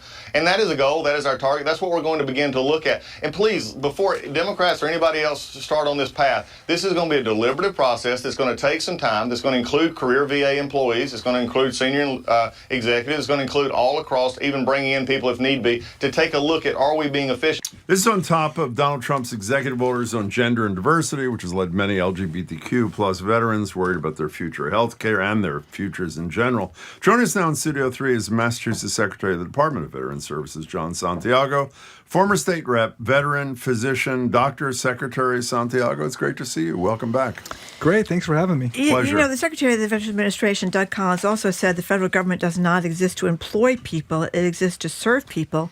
And my question is, how can it serve people if it doesn't employ enough people to serve the people it needs to serve? So I don't know what he's talking about. But anyway, tell us, John Santiago, what was the VA in your office doing pre-Trump for the veterans of America, and where are we now? Well, you bring up an excellent point. Let's just start off with the fact that, listen, I love the VA. I am a patient of the VA.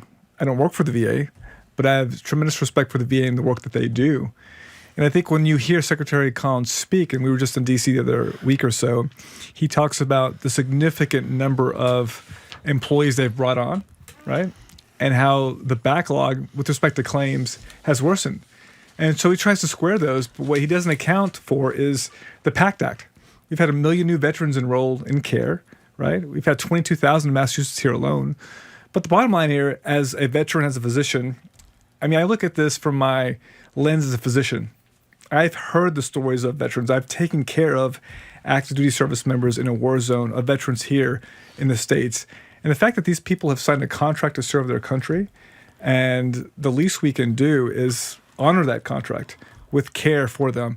The fact that 30% of federal workers are veterans, half of them are disabled. I mean, we're talking about disabled veterans who left part of their life in Iraq or Afghanistan or Vietnam or wherever, and who come back here looking for services and supports. The least we can do. And you'd like to think this is an apolitical issue, right? Historically, it has been.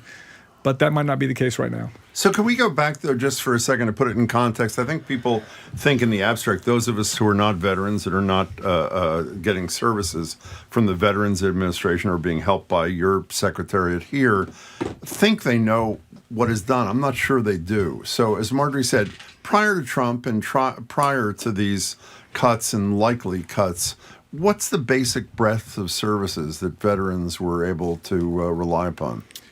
Well, from the Veterans Health Administration, right, they get care, medical care, right? So there are 100 plus hospitals all across the country, a number of outpatient centers where they go get care, physical care, mental health care. I'm a patient at the VA and JP. I get my care there. Very excited about it. And if you were to look at the difference between the public and private sector, compare VA healthcare to the private sector, the VA care outperforms the private healthcare sector when it comes to patient satisfaction, efficiency, and just quality. And so it's a great system. It's one that I'm a fan of, that many people are. And there's a concern, if you cut 80,000 people from the system, how are you going to support these veterans? Now you're saying, folks have been saying, well, these are non-clinical people. These aren't physicians or nurses, what you can say. But as a physician, I can tell you that you need the non-clinical staff to allow you to do your job. In fact, if you look at the data, for every provider that you have, you probably need 4 to 5 non-clinicians to help with that.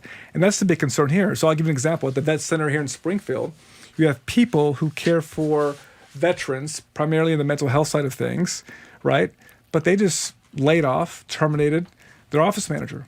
So who's going to open the door? Who's going to take the phone calls? Who's going to deal with these people? That person is not there to allow for that treatment to occur, and that's what's concerning. How does the Department of Veterans Services, which you run, how does that intersect with what the federal government does? Yeah, so we're a completely separate entity, right? So I work for the state. I work for Governor Healy. Our goal is to support veterans through a whole host of different programs, right? So we don't provide medical care per se. We don't give money towards disability claims. Those are kind of the two big items that the feds do, right? We have a variety of programs, whether it's a program called Chapter 115 to support poor veterans, whether it's millions of dollars we give in terms of housing, right? whether it's supporting the 2 veteran homes, which are long-term care facilities for veterans, one in Holyoke, one in Chelsea. So my job here, when I came on, this was a first time ever secretary in the Commonwealth of Massachusetts.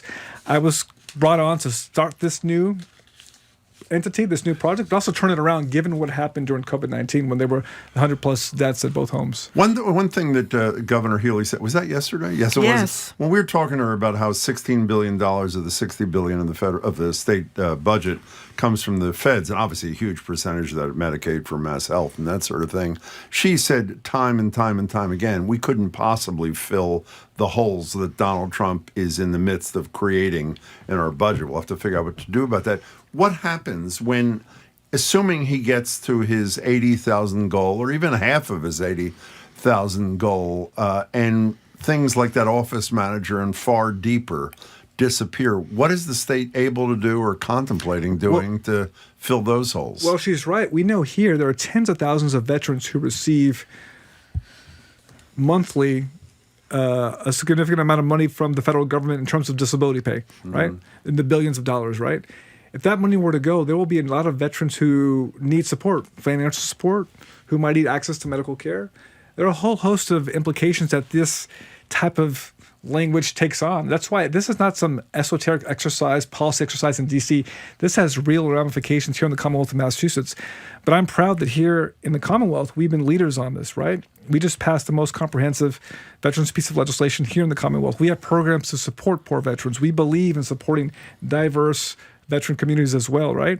And so Governor Healy is absolutely correct. We can't backfill $16 billion, right? But we can do what we can to support veterans in the way that we have been since I've taken over and the way that we will moving forward here. You know, a lot of physicians that practice elsewhere, like Boston Medical Center or maybe MGH as well, come over a day or two a week or something to work at the various veterans medical centers. Does this impact that at all? Well, it depends. I mean, they put a hiring freeze, and I'll tell you a funny story how that's related to me. I thought about getting a job at the VA as well, but come January 20th, whenever Trump was sworn in, there was a letter that sent out that all those jobs were frozen. Now, they eventually made exemptions to clinical staff, but those jobs are in jeopardy. I mean, obviously, they say that they're looking at non-clinical jobs, but the other point to take into account is the research. The VA is a leader when it comes to research. Billions of dollars flow through the VA to do amazing research. The first liver transplant, VA hospital. Really?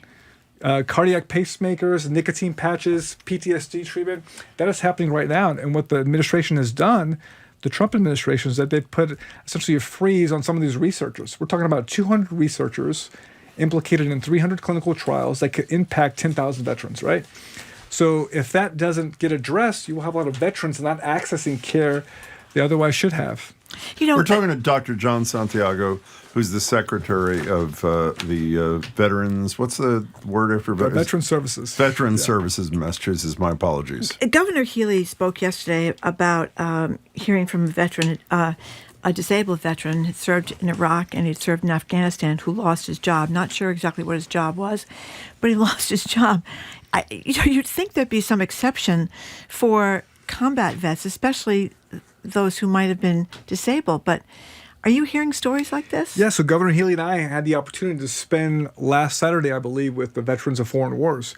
Now, this is a group, one of the leading groups across the country, and they've probably been the most active in terms of advocacy for our veterans, particularly right now, given the proposed cuts. So Saturday, we were spent the day with the national commander. This is a person who served in Vietnam, not just once, but twice. He's from Georgia, right? Has a great accent. And he was there expressing his concern. And what he said, his message was quite clear.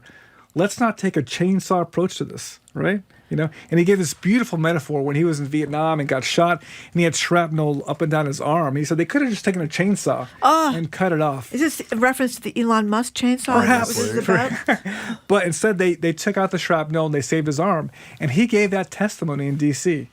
And so it's our hope, because of leaders like him, the VFW, and a variety of other veterans standing up, and I think this Saturday there might be a nationwide rally for veterans, to say, listen, this is not a political issue, right? These are veterans who've served their country. They've signed a contract. that says that if they were to get hurt, disabled, that we would support them and protect them. And that's what my belief is, as the Secretary of Veteran Services, what we should be doing here in the Commonwealth and across the country. So step back from being Secretary of Veteran Services for a second, and you were an elected official, so you understand politics. Donald Trump got 65% of the veterans' vote. He's a draft dodger. He disparaged, I thought, one of the finest Americans I've ever had the pleasure to meet, John McCain. Another person, Khizr Khan, one of the other finest people I've ever met, whose son, people remember him speaking at the Democratic Convention, pulling the Constitution out of his pocket. His son was killed in Iraq.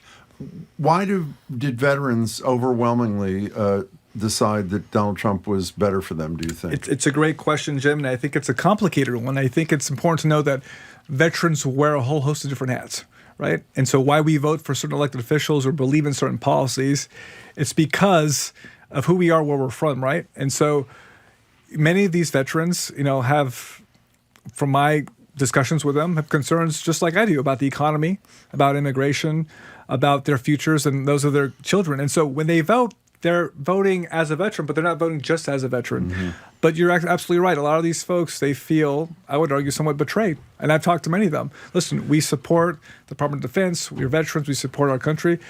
But the person I voted for doesn't seem to be having my back at this time. So we have a texter, we get a lot of text during the show, and here's one who says, the VA rep, that would be you, Dr. Santiago, you're doing a fine job, this person says, towing the line and preaching the sky is falling in response to announced cuts in the VA and other government sectors. But wouldn't it be much more effective if you would tell us exactly what employment positions in Massachusetts VA jobs have been eliminated and what VA facilities have been eliminated, ditto for specific services being taken away from Massachusetts vets. Until he can come up with that information, then this is alarmist, anti-Doge rhetoric like all the rest of the stuff we've been hearing today and all week. Talk facts, not scare tactics. I'm with you 110%. I will let that caller or texter know that I don't work for the VA. So I would refer that question to the VA to ask them what's been cut or whatnot. I've talked to a number of people who have been let go. A person like Mike Slater, the office manager of the Vet Center in Springfield, who came up to my office and explained the situation. He was the person that was deployed 4 times, a combat veteran, and lost his job, and therefore compromising that Vet Center's ability to do their job, right? But again, as we discussed earlier, I represent this Commonwealth of Massachusetts. I have my services and my role here. I don't work for the VA. I'm not connected to the VA. I work hand in hand with them. And a part of my goal over the past 2 years is to develop that relationship with them so we could do awesome things, which we have been over the last couple of years. I'll give you an example. We had just this past week, we had the VA come down to Gillette Stadium and over a 2-day period serve over 800 veterans and give them access to care, right, and benefits. We've worked closely with the prior secretary to invest in veterans, whether that's building a brand new veteran home in Holyoke and in Chelsea, or our commitment to supporting veteran homes that are homeless. $20 million that we put into it, that we're coming up on a year from when we started the program. We've housed over 100 veterans, permanent housing. Looks like we're building several hundred units. So we're excited about what we're doing. But what I would say to that person asking the question is that talk to the VA. But you don't have to talk to the VA when the secretary of the VA is on TV telling you what he wants to cut. Well, I would give different advice to this guy. I mean, yours is fine. I would say, why don't you ask them how they're going to eliminate 80,000 positions without hurting the services and benefits that veterans were promised when they decided to serve this country. I mean, just anecdotally, I just happened to see an email from Doge to a nurse at the VA in West Roxbury, and they put fork in the road at the top of the VA saying she was losing her job. She's a nurse, so she's not a manager. She's not somebody high up in the bureaucracy. She's a nurse. And we used to hear years ago, I remember Seth Moulton made a joke about how he went to the VA, I think in D.C., to get services, and they didn't believe he was in the Marines. He had to go through this whole rigmarole. But there's been a lot of improvement in the VA under Joe Biden's administration. So this seems to be a turnaround in the other direction. Yeah, I wouldn't call this alarmist by any means. I mean, you have the Secretary of VA getting on TV and talking about this quite publicly. And again, those are his stated intents. And so my goal here is really to support our veteran community here in the Commonwealth of Massachusetts with our programs and our services here, but also to advocate for the veteran. Let's talk about one of the programs. I think it was roughly a year ago, the governor, Lieutenant Governor, you obviously, announced this functional zero program around veterans homelessness. Tell us how it's going, and is there potential that could be affected by federal funding cuts? So those monies have already been obligated, and they're in our bank account. We're spending them appropriately. Not just obligated. It was some ARPA money from a couple of years ago. So the bottom line is that Governor Healy and Lieutenant Governor Driscoll have been very clear that housing is the 1, 2, and 3 priority for the Commonwealth. So they tasked each secretary to think about what we're doing in that space. And when I thought about our veteran community and what they need, I directly went to homelessness, right? Veterans suffering from PTSD, anxiety, depression, coming back from war, whether it was Vietnam or whether it was this most recent Afghanistan and Iraq chapter, looking for housing. And when you do some digging in the data, you realize that we can achieve what's called functional zero, right? Where you're able to see the number of veterans, count how many are homeless, or rather lack permanent supportive housing, and develop enough housing and programming to support those folks who want housing, right? So if you look at the VA data, and it's not perfect, right? Let me ask you a question, Jim. How many veterans in the Commonwealth of Massachusetts right now lack permanent supportive housing? I don't know the answer. So people would argue it's in the tens of thousands.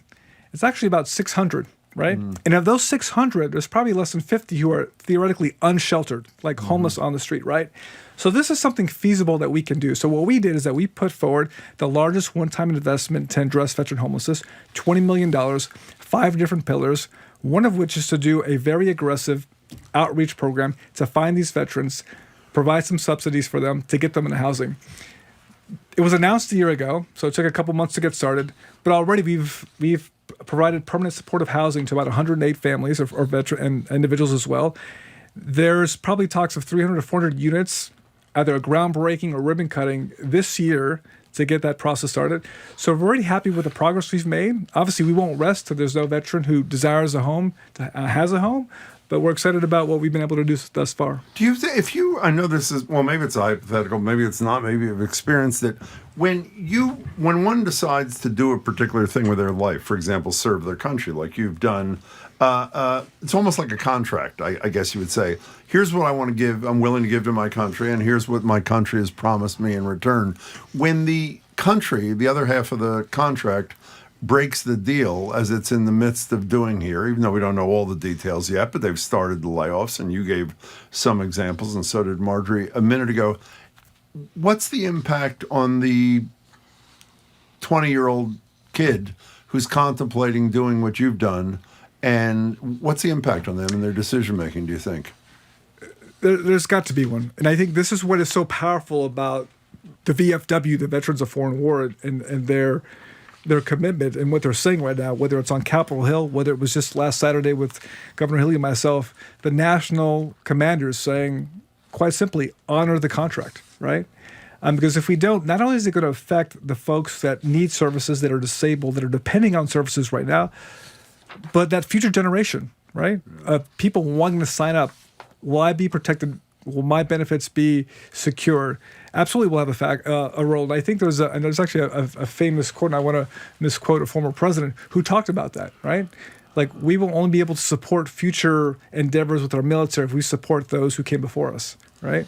Well, it's not only abandoning, I think, future enlistees, but in terms of commitments we make, we've talked a lot about those people in Afghanistan who put their families at great personal risk to help our people.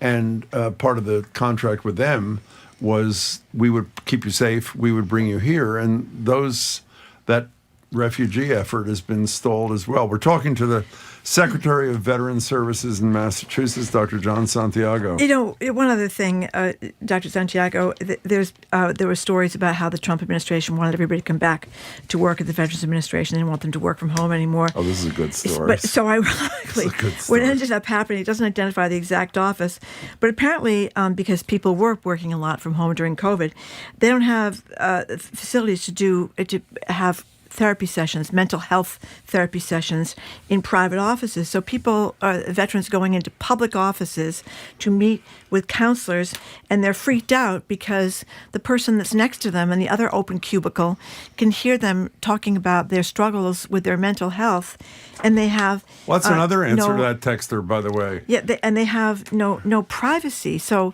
I don't know if you want to go to a therapist if everybody's going to hear. It's a tricky, not ideal situation.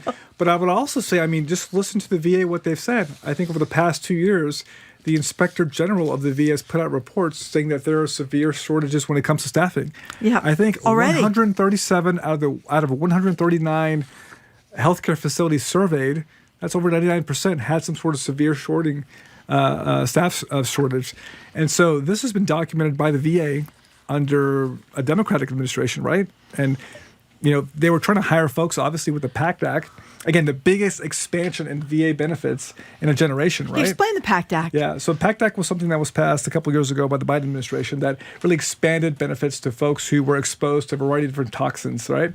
Those burn fields, whatever they call them. Yeah, that and a whole host of issues. His son was involved with. And because when you're away, it's not just exposure to combat, right? It's exposure to what you see, what you're smelling, right? And what you're experiencing, right? And so folks, they come back with a whole host of issues that could potentially hurt them, whether acutely or down the line, right? Whether it's some sort of cancer, what have you. But I want to go back to what Jim was saying. When a veteran goes away, it's not just him or her, right? Or it's about their family as well, right? I think one of our commitments here in Massachusetts is to support their families as well. And I think when we talk about taking away benefits or compromising potentially benefits to veterans, you're not just potentially hurting that one veteran. It's also their family that's involved as well. And that's my big concern here. How long have you been at this? Is it two years? I just hit my 2-year anniversary last week. You're a pretty self-aware human being. I knew you before. Well, you are. You made a face. Yeah. But I think, what's your self-assessment after a couple of years? Forget the Trump thing for a second. It's a tough job. When Governor Healy and I had this discussion about taking over, I was still in Syria, and I thought long and hard about this position. And at first I was a bit, I wouldn't say shy or timid about it, but I said, that's a big job. We just had 100+ veterans die at both these homes. So these homes, just to paint you a picture, a couple of years ago, they were operating with paper medical charts, paper scheduling, right? They were not licensed by the Department of Public Health. They were run by people not licensed to run a long-term care center, right? The facilities were in complete disrepair, right? Today, that's all changed. We have an electronic medical record system. The buildings are licensed. They're certified by CMS. We built a brand new one in Holyoke. There's an electronic medical record system. We have a complete change in management. The VA was just down here, or someone was doing a survey at the Holyoke where where the tragedy struck, just complimenting on the metrics that we're now reporting, right? Because our task was always I don't want to be just the best veteran home across the country. I want to be the best nursing home, long-term care facility in the country. And so now, if you compare our numbers versus what's happening in Massachusetts and what's happening across the country, at a place like Holyoke is surpassing them right now, right? And that's just 2 years. That's our portfolio with the homes. And in the office, whether it's passing the HERO Act, which is the most comprehensive vets bill in history, whether it's that End Veteran Homelessness campaign, and just revamping government, trying to make it more efficient, more responsive. That's what we're about to do. And so when they talk about waste, fraud, and abuse at the federal level, they approach that by cutting positions. We approach that by thinking smart, working together, particularly our relationship with the VA, and getting things done. We're glad to hear it. John Santiago, it's great to see you. I hope you come back soon. Appreciate great to be here. Thank you very much for joining us. We've been speaking with Massachusetts Secretary of the Department of Veteran Services, Dr. Jon Santiago. John, who's a veteran as well, thank you very much for coming in. After a quick break, just enough time left for two more things. You're listening to Boston Public Radio, 89.7 GBH, streaming at youtube.com/GBH News.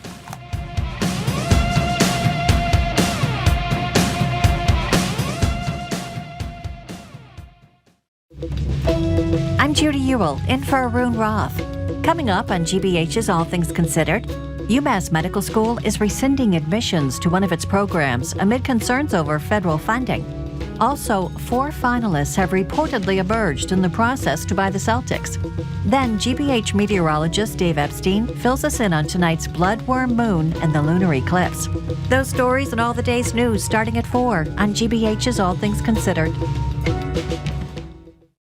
Support for our programs comes from you. And Direct Tire and Auto Service, offering a full range of services including brakes, shocks, diagnostics, and oil changes. Direct Tire and Auto Service, not just service, customer service. DirectTire.com. And Turkish Airlines, flying to over 300 destinations worldwide, including Athens, Seoul, Mumbai, and more. A complete list of destinations and more information is available at turkishairlines.com. Welcome back to Boston Public Radio. Marjorie Egan, Jim Browdy, streaming at youtube.com/GBH News. We're not at the library tomorrow because the library's not at the library tomorrow. It's closed. Time for 2 more things, or at least 1.5 more things. Go ahead. Okay, Jim, here's the question. Does the separation of church and state still matter in Quincy?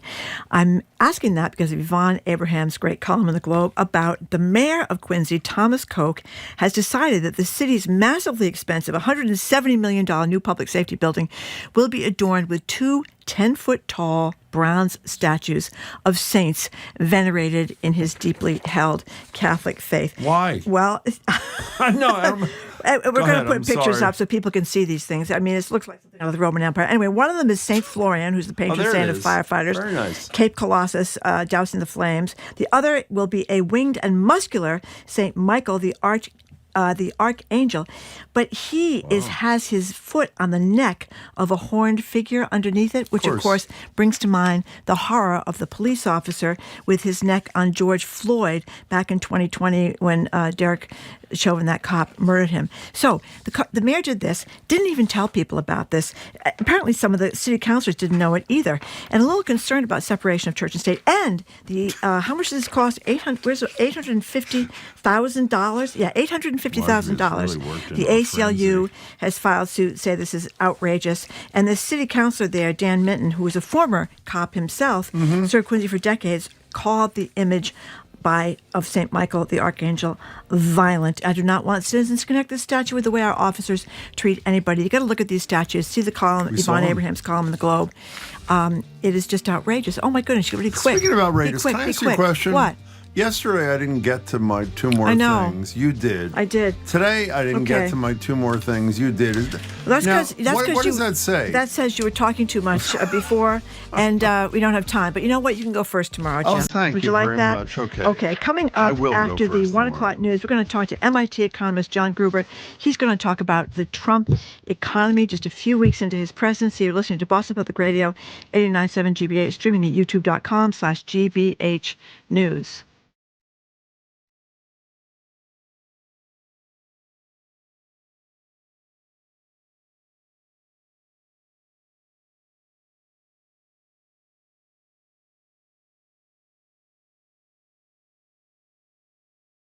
GBH is your home for quality local news and conversations that matter to you.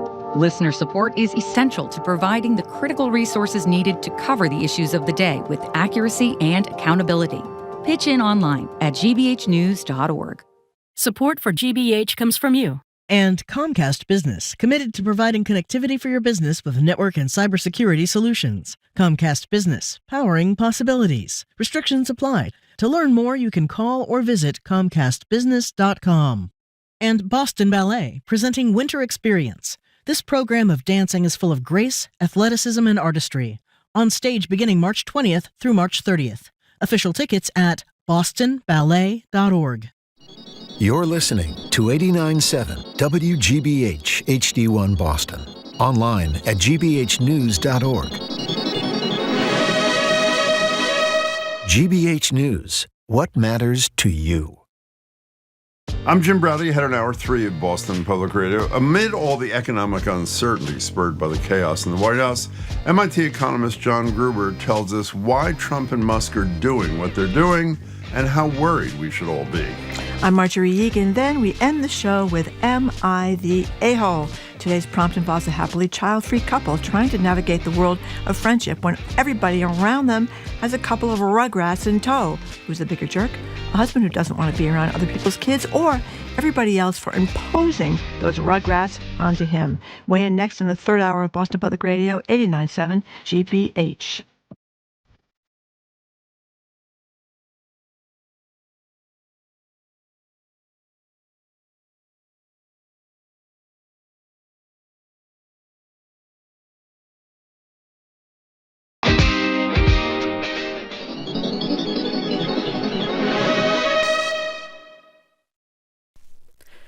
Live from NPR News, I'm Lakshmi Singh. A U.S. district judge in California is ordering the Trump administration to reinstate probationary workers who were fired last month at 6 agencies: the Departments of Veterans Affairs, Defense, Agriculture, Energy, Treasury, and the Interior. This is in addition to a temporary restraining order he issued earlier this month that halted the administration's firing of probationary employees, which he also extended. At today's hearing, U.S. District Judge William Alsup said the firings were unlawful because the U.S. Office of Personnel Management and the agency's acting director, Charles Azal, did not have authority to order the termination of the employees. Lawyers for the administration argue that the agency heads themselves directed the firings of probationary workers in accordance with established law. President Trump is slashing more areas of research funded by the National Institutes of Health, claiming they no longer align with the agency's priorities. Here's NPR's Will Stone. More than 40 grants funded by NIH on vaccine hesitancy and how to improve immunization levels have been canceled. That's according to several NIH sources who were not authorized to speak publicly and emails reviewed by NPR. The Trump administration began slashing other existing grants last month because of President Trump's executive orders on gender and DEI. Brittany Charlton is a researcher at Harvard who says she knows of about 24 grants in this area that have been cut. This goes beyond research on LGBTQ health and includes studies working to understand health issues affecting a wide range of other vulnerable communities. NIH documents indicate research on mRNA vaccines is also being reviewed, and some fear those could be cut next. Will Stone, NPR News. U.S. envoy Steve Witkoff's in Moscow for talks with Russian President Vladimir Putin. At a news conference today, Putin said any peace plan with Ukraine should, quote, remove the root causes of the crisis. Nearly a decade after annexing Crimea, Russia launched a full-scale invasion of Ukraine.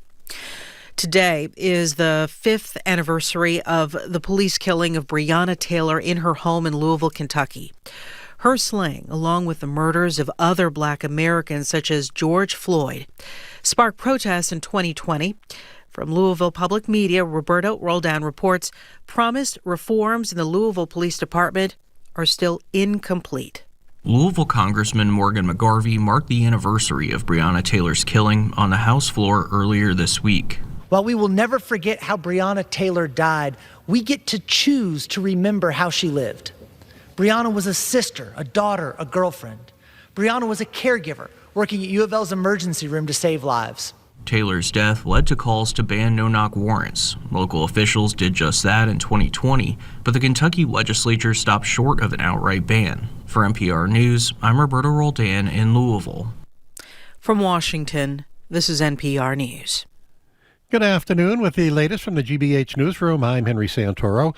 According to the sports business publication Sportico, there are 4 groups making bids for ownership of the Boston Celtics. The report says the potential buyers include Steve Pagliuca, a current co-owner of the Celtics, Stan Middleman, a minority owner of the Philadelphia Phillies, and William Chisholm, a minority partner of the Symphony Technology Group. The fourth is the Friedkin Group, which is a private consortium of sports, auto, and hospitality investments. Sportico says the next round of bids is due at the end of this week. A working group of medical professionals and local leaders are calling on the state to fill the void left by the closure of Neshoba Valley Medical Center. The hospital in Ayer abruptly closed last August as part of Steward Healthcare's bankruptcy. And since then, first responders across some 17 communities say they've been stretched to the limit by longer drive times to reach a hospital. Chelsea Patrice leads the Health Equity Partnership of North Central Massachusetts. She says the closure has also put stress on other hospitals around the region. So that has impacted both the wait times at those other facilities. It's impacted people's ability to coordinate their care if they have multiple needs. Patrice says there is some good news. One of the working group's key recommendations, opening a new standalone emergency facility, appears to be moving forward. In sports, the Bruins in Ottawa tonight. Exhibition baseball, Red Sox and Mets are just getting underway, and we're looking at 45 degrees in Boston. This is GBH News. Support for NPR comes from ARM, committed to delivering innovative, advanced computing designed to enable worldwide companies to unleash the capabilities and experiences of AI. The future of AI is built on ARM. ARM.com. This is NPR.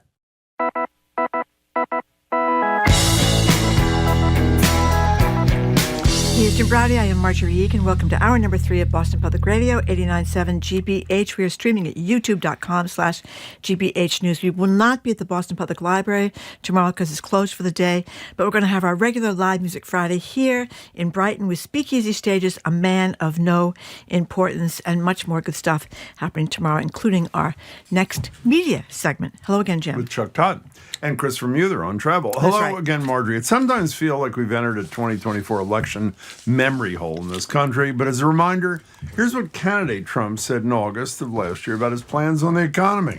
When I win, I will immediately bring prices down starting on day one. Thank goodness for that. What a difference a few months, an election, and now 7 weeks of an administration make amid sagging poll numbers. Only 39% approve of the way he's handling tariffs. For example, Donald Trump said this on Fox News this week. Are you expecting a recession this year? I hate to predict things like that. There is a period of transition because what we're doing is very big. We're bringing wealth back to America. That's a big thing. And there are always periods of, it takes a little time. It takes a little time. But I think it should be great for us. Should be. And by the way, the stock market is only down another 500 points today, so things are going well. Joining us now on Zoom to maybe make it make sense is Jonathan Gruber, the Ford Professor of Economics at MIT, the chair of the Department of Economics at MIT. His latest book is Jumpstarting America, How Breakthrough Science Can Revive Economic Growth and the American Dream. Hello, Jon Gruber. Hello. Hello. So, Jon Gruber, dying to talk to you. What shape is the economy in here a few weeks into the Trump presidency? Well, I always go back to one of my favorite all-time Onion headlines, which was when Bush was elected. The headline was, "Our national nightmare of peace and prosperity has finally come to an end." While we didn't have peace, we certainly had prosperity. And some indicators are turning downwards. I think the one everyone's focused on is the wrong one, which is the stock market. Remember, the reason, and that's down a lot, the reason that is the wrong one is, remember, what matters to us as people is what we earn, our jobs, and what we can make at those jobs. What matters to the stock market is the profitability of a few of the wealthiest companies in our nation are owned by a very small share of individuals in our nation. So the stock market's kind of fun to watch. Well, wait a second. But don't 50% of Americans have a 401k or a 403b?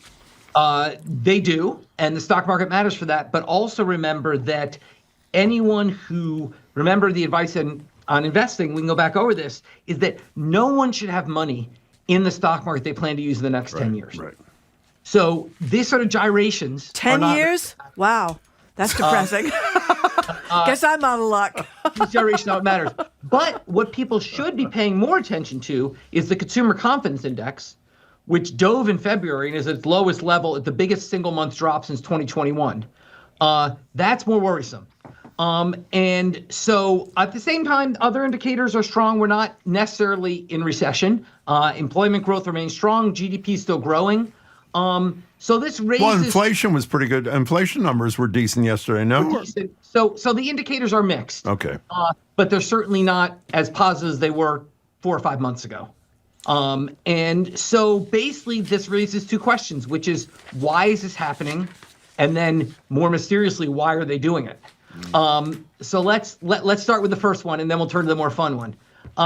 Why is this happening?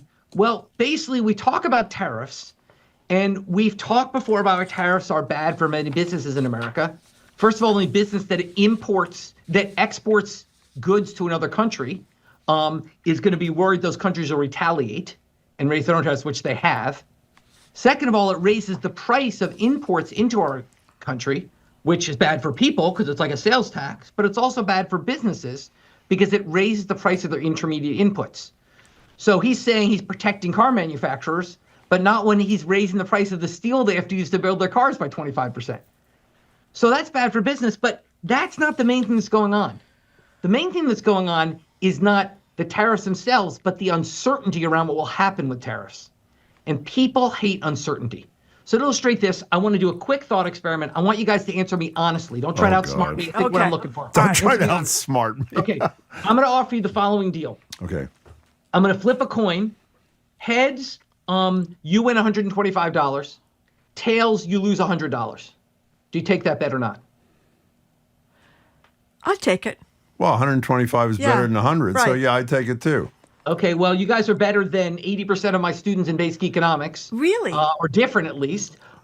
Most people, when asked that question, will say they would not take the bet. And the reason is because you are thinking, and hopefully it's due partly to my training, in terms of expected value, which is what is an expectation, you'll make money on that. But that's not the right concept for most. What people should think about is expected utility. What's the difference? The difference is people are risk averse. They don't like taking risk. Yeah. And they would rather not have to take a risk, even if it means losing some money. Here's the simplest way to see that. We buy insurance, right? Why do we buy insurance? We pay much more than we expect to lose for our insurance. Why do we? My house has never burned down. I spend thousands of years over time on home insurance because I'm risk averse. So basically, and businesses are too. They don't like risks. The headline, New York Times today, I love the headline. It said, an untradeable market. Trump sows profound uncertainty for stocks. So that is the point, is that basically businesses, they have big long-term decisions to make. Do you buy this machine? Do you build this building? Even, do you hire this worker? Here's a fascinating fact. Do you know that a temp worker in like a high-tech industry per hour costs 50 to 100% more per hour than a permanent employee? No, without benefits? Until you pointed that out, I had no idea. Why? Okay, now part of that's benefits, Jim. Part of that's benefits, but that's at most 25%. What's the rest? The rest is that it sucks to fire people. Businesses don't want to deal with having to let people go. And they'd rather, unless they're sure there's a job there, they'd rather pay a premium to make sure they don't have to fire the person. Businesses don't like uncertainty. Okay? And that's exactly what he's putting in place. And so they're investing less. So that's what's driving the stock market piece, at least. So that raises the more, and the other piece, of course, is he's engaging, we say when politicians say things like the economy will be good or be bad, we call that in economics cheap talk. Anybody can say that, especially if they're Trump. He's not bound by truth, so he can say whatever he wants. But cheap talk does matter for consumer sentiment. When the president says, yeah, maybe there'll be a recession, that makes people less confident in the economy. Now, this survey of consumer sentiment was before he said that. But nonetheless, that's what's going on. So that is what's going on with the stock market and the consumer confidence. It's about uncertainty. Now we come to the more fun part, which is why. Yeah. Why is Trump doing this? Okay, tariffs are unpopular. Uncertainty is unpopular. Okay, what's going on? And I think there's three possible explanations. The first is to remember that if there's any guiding principles for this administration, it's Project 2025. Okay, and what does Project 2025 say? It says the fundamental goal, well, what's between the lines in Project 2025, is the fundamental goal is to create a vicious cycle where you so eviscerate effective government functioning that people start to hate the government. And then it makes it easier to cut the government further. That's a brilliant point. And that's exactly what Doge is doing. They're not searching out inefficiencies in the government. They're just indiscriminately cutting, making the government work worse. What does that mean? That means when you call for your Social Security benefits, you're on hold for 3 hours. Do you then say, damn it, Trump, Doge made this happen? No, you say, oh, the government's awful. I had to wait 3 hours for my Social Security card. Hold on. You don't say, well, gee, if I'd called last year, I would have had to wait only an hour, because you don't know that. But hold on, though. If you have been getting government services, whether that's in Massachusetts or anywhere, really, where you got a special ed kid, or you got an IEP, where your kid has some difficulty in school, or you were getting Social Security money, or things like, if things had worked for you 4 years ago, why wouldn't you be mad at Elon Musk and Trump? Because for two reasons. First of all, they're not yet hitting things like that. Like, people still get their Social Security check. Okay. That comes later. So the things they're changing are things which are in the long run, like you cut EPA, we'll all die sooner from global warming. There's sort of long run things. If you cut funding to universities, we've talked about in book Jumpstarting America with Nobel Prize winning economist Simon Johnson. If you cut funding to universities and you cut research, we'll grow more slowly in the future. So partly we're not feeling it yet, but over time we will. Over time, people are going to. Now, and this is one IEPs and special ed, that's all state, that's mostly state funding. So, but it is some federal, and so people are going to start to feel that. But basically the idea of Project 2025 is when people feel it, they'll just get mad at the government. they won't get mad at the person in charge. Okay? That's a theory. I don't know if it's true, but that's their theory. The second driving force behind the Trump administration is that Trump is obsessed with an irrelevant economic indicator, which is the trade deficit. Why is it irrelevant? So I'll go back. I've used an example before, but it's my favorite, which is, Jim, let's say you have 2 Jigglypuff Pokemon cards, and Marjorie has 2 Pikachu Pokemon cards. And you take one of your Jigglypuffs and trade it for Marjorie's Pikachu. You're both happy. There's a voluntary trade. But guess what? You've just created a Jigglypuff deficit. You used to have 2 Jigglypuffs. Now you have 1 Jigglypuff. You've created a Jigglypuff deficit. Okay? It's that irrelevant. Basically, the bottom line is the rest of the world has goods we want that are produced cheaply. We have money they want, so we trade, and we're happy about it.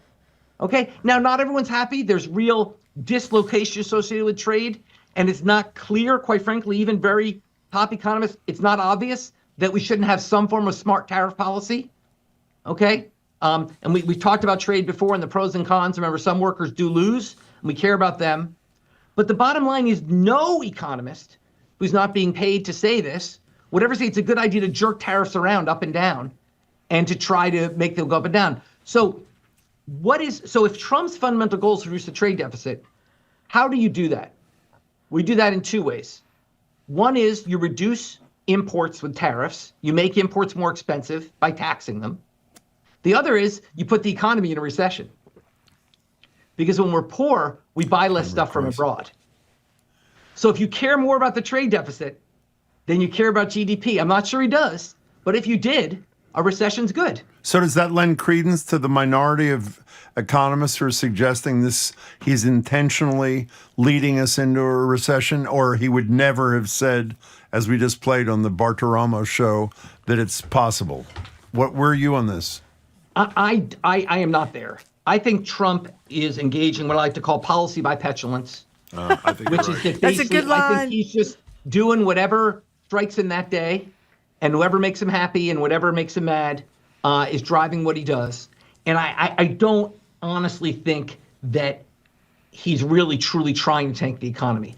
I do think he may care somewhat less about tanking the economy than a normal politician would. So I guess I'm trying to split the baby here. I'm saying I don't think he's purposely trying to tank the economy. I am saying he might be less averse to tanking the economy than other politicians because A, that's not what he really cares about. He cares about the trade deficit. And B, he's got 4 years. Remember, Reagan tanked the economy, man. The economy was terrible in his first 2 years, but by the time of 1984, it was picked up again, and he got reelected in a landslide. Well, he doesn't really have 4. Well, he doesn't have 4. I mean, as we discussed with Giridharadas, he has 2 years because if he loses Congress, he loses his ability to do almost anything. No, but Jim, I don't agree. Why is that? He doesn't care about Congress. He does. No. But John, the only way he can get away with government by executive order is because he has a sycophantic Congress. If he did things by executive order that exceed his constitutional power, a Democratic Congress would reverse him. They pass laws by passing laws saying that you can't do X. No, but Jim, remember, any law that's not purely fiscal needs 60 votes. So a Democratic majority, if he, for example, guts the EPA, there's nothing Congress can do about that. Yeah. Without 60 votes. Well, they could stop more. They could stop more. They can slow him down. But here's the thing. I think we're being too sanguine about this. Things will be fine in 2 years long. Oh, I don't buy that. It will help. I'm not arguing that. 4 years. Okay. And remember, he only cares about himself. So he cares about 4 years from now and what the legacy is, or maybe whether he even run again. Mm-hmm. And so I think he is just not nearly as worried about recessionary fears as a president might normally be in this stage. Okay, you mentioned, and remind people, because I don't remember, what was so terrible in the first 2 years of Reagan that improved after 4 years? Basically what happened is we had an incredibly inflationary environment in the 1970s. Okay, under Carter. Under Carter. Yeah. And what happened was the Federal Reserve massively shocked the economy and essentially tried to kill inflation by driving the economy into recession. Okay. And we had, at that point, what was the worst recession since the Great Depression. The early 1980s was, now the Great Recession is second worst, but third worst in our history was the early 1980s recession, But what happened was that was ending into 1983, and by 1984, the economy was growing rapidly again. Because why?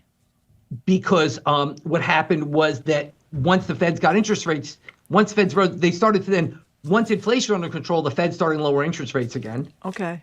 And Reagan also did a massive fiscal shock, which is he had a huge tax cut and didn't cut spending. John, is this going to get worse before it gets better? I think it will get worse before it gets better, unless Trump decides, wait a second, I do care about the economy. I think that the other moving piece here is what happens with their big fiscal policy package. So coming down the road, Republicans have just voted in the House to cut $4.5 trillion of taxes over the next decade, partly offset by $2 trillion in cut spending. Now, if they do that, that will be bad for the economy. Now, you might say, how can it be bad for the economy? 4.5 is bigger than 2. The reason is the 4.5 trillion are going to go to rich guys who don't spend the money. And the 2 billion is going to be cut from poor guys who do spend the money. But my guess is they won't end up doing that because they want their cake and eat it too. They're going to do what Reagan did. They're going to pass a huge tax cut. Deficits. With no offsetting reduction, or not a significant reduction in spending. That could boost the stock market for sure. Because the guys who get the tax breaks own the stocks. So it'll definitely boost the stock market. It could boost the economy. Look, if you throw $1.5 trillion into an economy, it's going to have a positive effect, even if most of it goes to the rich. But the end of the sentence you didn't finish is increase the deficit rather than offset part of it with spending cuts. He did that first time around. He ran out the deficit first time around, and that's why they're trying to pretend to be fiscally responsible this time. But remember, if they're proposing to cut Medicaid by hundreds of millions of dollars, most of those go to red states. John, can we talk about caution on the part of real people rather than businesses for a second?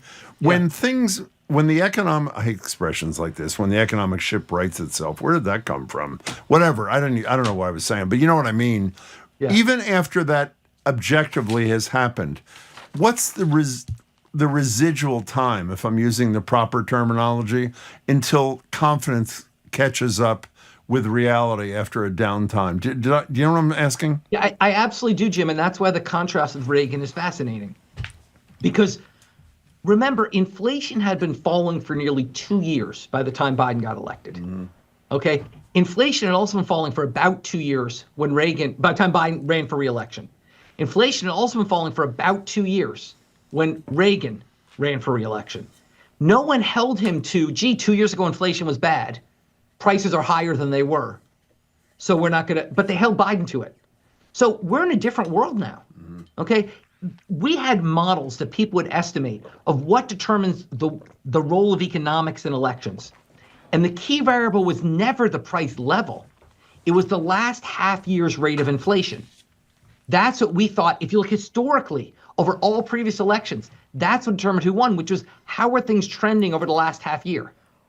Well, Biden, they were trending amazingly positive, but the prices were still high. So we're in a new world now, where the old economic model of kind of people care about where things are trending seems to be gone. And would Reagan have got, if Reagan was rerunning now, would people say, well, eggs cost a lot more than they cost when you got elected, so I don't like you anymore? I don't know. Here's what I wonder. When you're cutting all this money, this NIH money, things like cancer research and art, research and development and all the stuff that helps a lot of these companies in the United States make huge amounts of money and also helps, obviously, disease cures. Why do we want to do that? I don't get that. Marjorie, you're preaching to the choir here. That's what exactly my book is about. And I think that the reason they want to do it because they're about the politics of looking good now. Exactly. And we'll pay the price in the long run. Exactly. This will be something that we felt over decades. You take the US ID cuts, and even that's being felt right away. But the real fundamental problem of the US ID cuts is we'll have revolutions in future years because these people are starving. When we cut cancer funding, we won't have drugs. Well, we're not going to know those drugs would have been developed. So basically, they're banking on they won't get blame. And essentially, this is why it is very important that truth tellers like yourselves and others highlight this important point that there are consequences of these actions, even if we're not feeling them right away. But won't other countries surpass us? That is, look, Europe, there was a nice recent blog post called Jumpstarting Europe, which talked about our book in the context of Europe. Mario Draghi, MIT PhD, and president of the European Central Bank, wrote a big report last year about sort of how Europe isn't innovating and how Europe needs to invest more in publicly funded research so they can innovate and compete with the U.S. and China. China, despite its economic sort of concerns, continues to double down in investing in R&D. Remember, in the mid-1960s, we were number one by a mile in public R&D spending. Now we're number 14 and falling fast. So we need to recognize that these kinds of things are costly. Once again, there's also the spaghetti problem. He's throwing so much against the wall, it's hard to even focus on it. I mean, yeah, it's a big problem, but when he's deporting U.S. legal residents, it's sort of hard to pay attention to cancer research. So I think part of the problem is how do we keep our focus on some of these longer run things when the short run things are so disastrous. Flooding the zone, as Steve Bannon says. Did you mention the judges and the VA? What? What do you mean? The news. It's on the national NPR that a judge in San Francisco ordered the reinstatement of tens of thousands of probationary employees who've been fired, saying that the causes were, quote, a sham on the part of the federal government. And by the way, that includes veteran services people. That we just talking to the head of John Santiago, head of veteran services in Massachusetts. Look, I mean, this is, I'm glad to hear that, and I hope we continue to push back. And once again, with something like veteran services, they fire that many people at the VA, veterans are going to feel that. And that sort of thing, which will before too long be felt. Yeah, only 65% voted for him. Let's see how they feel today. I'm really curious to see. Hey, John, as always, we learned a lot. Thanks so much for your time. Really appreciate it. You bet. Thank you, John. I should come over and take one of John's classes. I'd like to see that. Anytime, guys. I should come and sit in the back row. I've got seats with your names on them. I just keep waiting. I'm ready. I learned so much from you. Thank you very much, John. Bye, Jon Gruber. Bye-bye. We have been speaking with Jon Gruber, Ford Professor of Economics and Chair of MIT's Department of Economics. Can you see us in an economics class at MIT? Look at how well he explains everything. Yeah. Even I can get it. Yeah, when you're surrounded by geniuses, how do you think we're going to feel? I'll be slinking in the back row, and I won't mention anything about, I never took Econ 101. Weren't you the star of Econ 101? I was so horrible in economics. Yeah. It was just, I never quite got it. I wish I had. Things would have been a lot better now. Well, you're going to be taking John's course. 10 years of stocks. You're supposed to plan ahead 10 years? Yeah. You're good. I'm good. In good shape. Okay, let's move ahead. Okay. Jon Gruber was instrumental in creating both the Massachusetts Healthcare Reform and the Affordable Care Act. His latest book is Jump Starting America, How Breakthrough Science Can Revise Economic Growth and the American Dream. Coming up after a quick break, it is, thank God, we're going to stop talking about everything terrible that's happening and talk about love and respect, about little children. Am I the a-hole is next. You can weigh in on today's ethical dilemma. Do you complain about little kids at events when you don't have any little kids and they drive you nuts? You're listening to Boston Public Radio, 89.7 GBH, streaming at youtube.com/GBH News.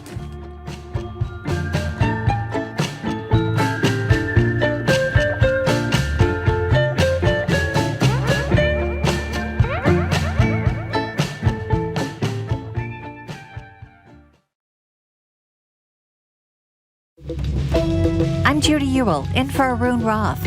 Coming up on GBH's All Things Considered, UMass Medical School is rescinding admissions to one of its programs amid concerns over federal funding.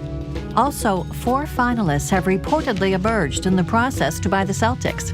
Then, GBH meteorologist Dave Epstein fills us in on tonight's bloodworm moon and the lunar eclipse. Those stories and all the day's news starting at 4 on GBH's All Things Considered. Our programs are made possible thanks to you. And Mass General Brigham Health Plan, ranked /1 in member satisfaction among commercial health plans in Massachusetts by J.D. Power for the 2nd consecutive year. Details at mgbhp.org/everyday. And Bridgewater State University, helping create jobs for Massachusetts and working to connect industry leaders to graduates, elevating business in Boston and beyond. bridgew.edu/elevate.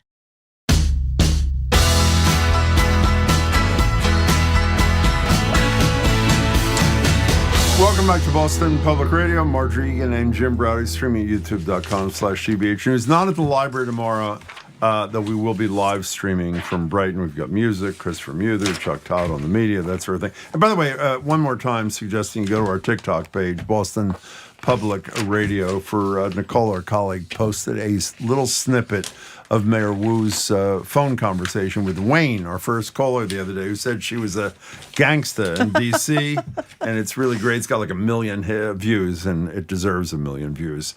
You should look at it, too. It's time once again to decide whether an anonymous stranger on the internet is or is not an a-hole. Our question for this week is this 36-year-old man entitled to make us think about having to be around his friends' kids. You know, we usually troll the bottom of the barrel on Reddit, but we found this scenario on The Guardian. Husband and wife, as I said, 30-somethings, are child-free by choice, but their friends obviously have all started having kids, to the point that it's interfering in their ability to hang out with their friends without it feeling like a daycare session.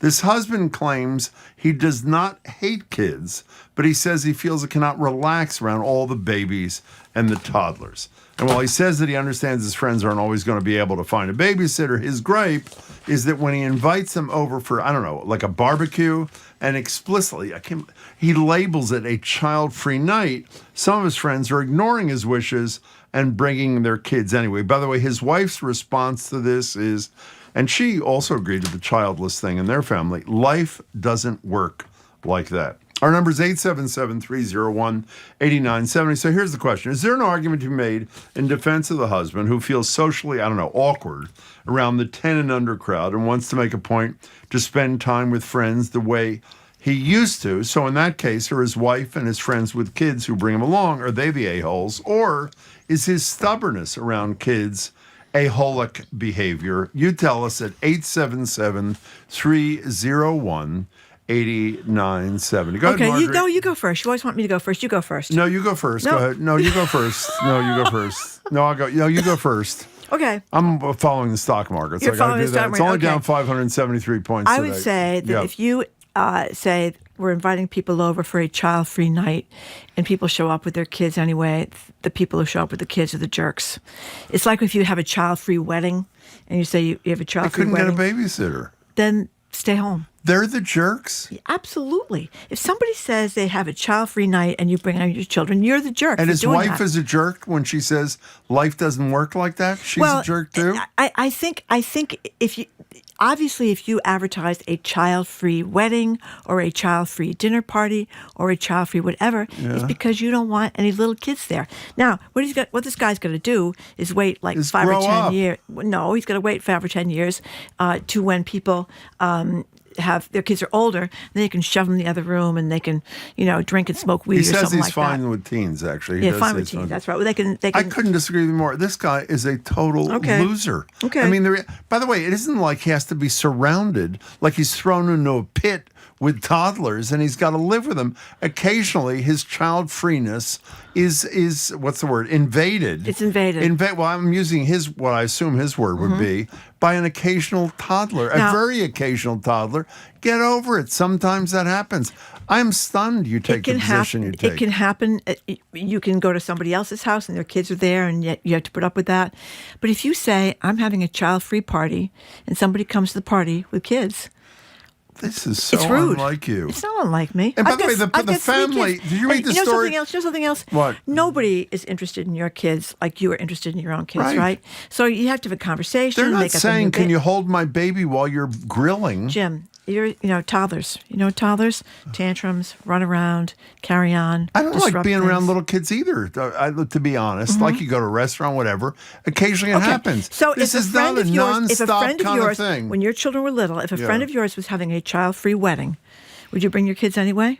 Depends how I felt about the friend. I mean, if it turns out I thought that he or she or they were abusive, I'd bring the kids. What you're revealing is that you're more important than the person who's getting married. Exactly. Okay, so what is that, like a revelation? 877-301-8970. So forget what Marjorie and I think. Okay. Is the child-free guy who says, I'm not only child-free in my family, which obviously is his right, he and his spouse agreed to that, is he right to be upset, as Marjorie thinks he is, when someone in a rare circumstance brings the toddler over because they couldn't find a babysitter? Or are the a-holes the wife who says he just has to grow up, and the families who say, grin and bear it, I'm bringing my kid? Okay. I didn't choose to have kids. I didn't choose to have your kids. If he says child-free, then you're the jerk for bringing them. If you're not okay with that, then don't go to the party. But then on the other side... So should he never leave his house on either? the other side, no, because a lot of people don't feel that way. They'd be happy to have you come with your babies. I mean, lots of people would say, bring the kid. Love to have the kid. I mean, I've had adult things that people brought their children, and my attitude was, your kids are your problem. If they're misbehaving, you deal with it. And it was fine. But I don't feel that way, probably because I've had the kids myself. But people that don't have kids... Did you forget for a second how many kids you had? You I have paused. I have three. I know you have they're three, grown but up you now. seem to pause. Now, here's the other side of the coin. Isn't this the reason booze was invented? Take a shot or a gummy and just relax, man, says another texter. 877-301-89. The question, let me put it one more way before we take your calls. I understand he's child-free in his family. Is he entitled to be child-free 24/7? No, that's what he's. That's what he wants. Not. He wants 24/7 child-free. He wants people not to come over to his house for his barbecue that's child-free. And bringing their kids. Can I just say one thing? Here's what's going on. What's that? You probably did this. No, what? You probably didn't care what people said. You brought your kids anyway. Maybe. Let me tell you, if I was one of these families, I'd rent a couple of kids and bring them over. Okay. Let's go to Will in Reading. You're first on Boston Public Radio. Hey there. Hi. Hi. Yeah, thanks for taking my call. Pleasure. When I was a kid, my parents would put us to bed by 6 o'clock. That's right. So we'd be out of the way. When they had a dinner party, had friends over, and obviously all their friends did the same thing. Sometimes they probably left the kids at home without a babysitter for their next door neighbors, for all I know. But, so that's kind of what were they doing? Like swinging? What were they doing? Wow. Do you ever that they didn't want you to spy see? on your parents' parties? Sometimes you still see very untoward You saw stuff. that in your house? Absolutely. Not in my house. How other old were people's you houses. when you were allowed to come out of your room when other families were there, Will? What was the age cutoff?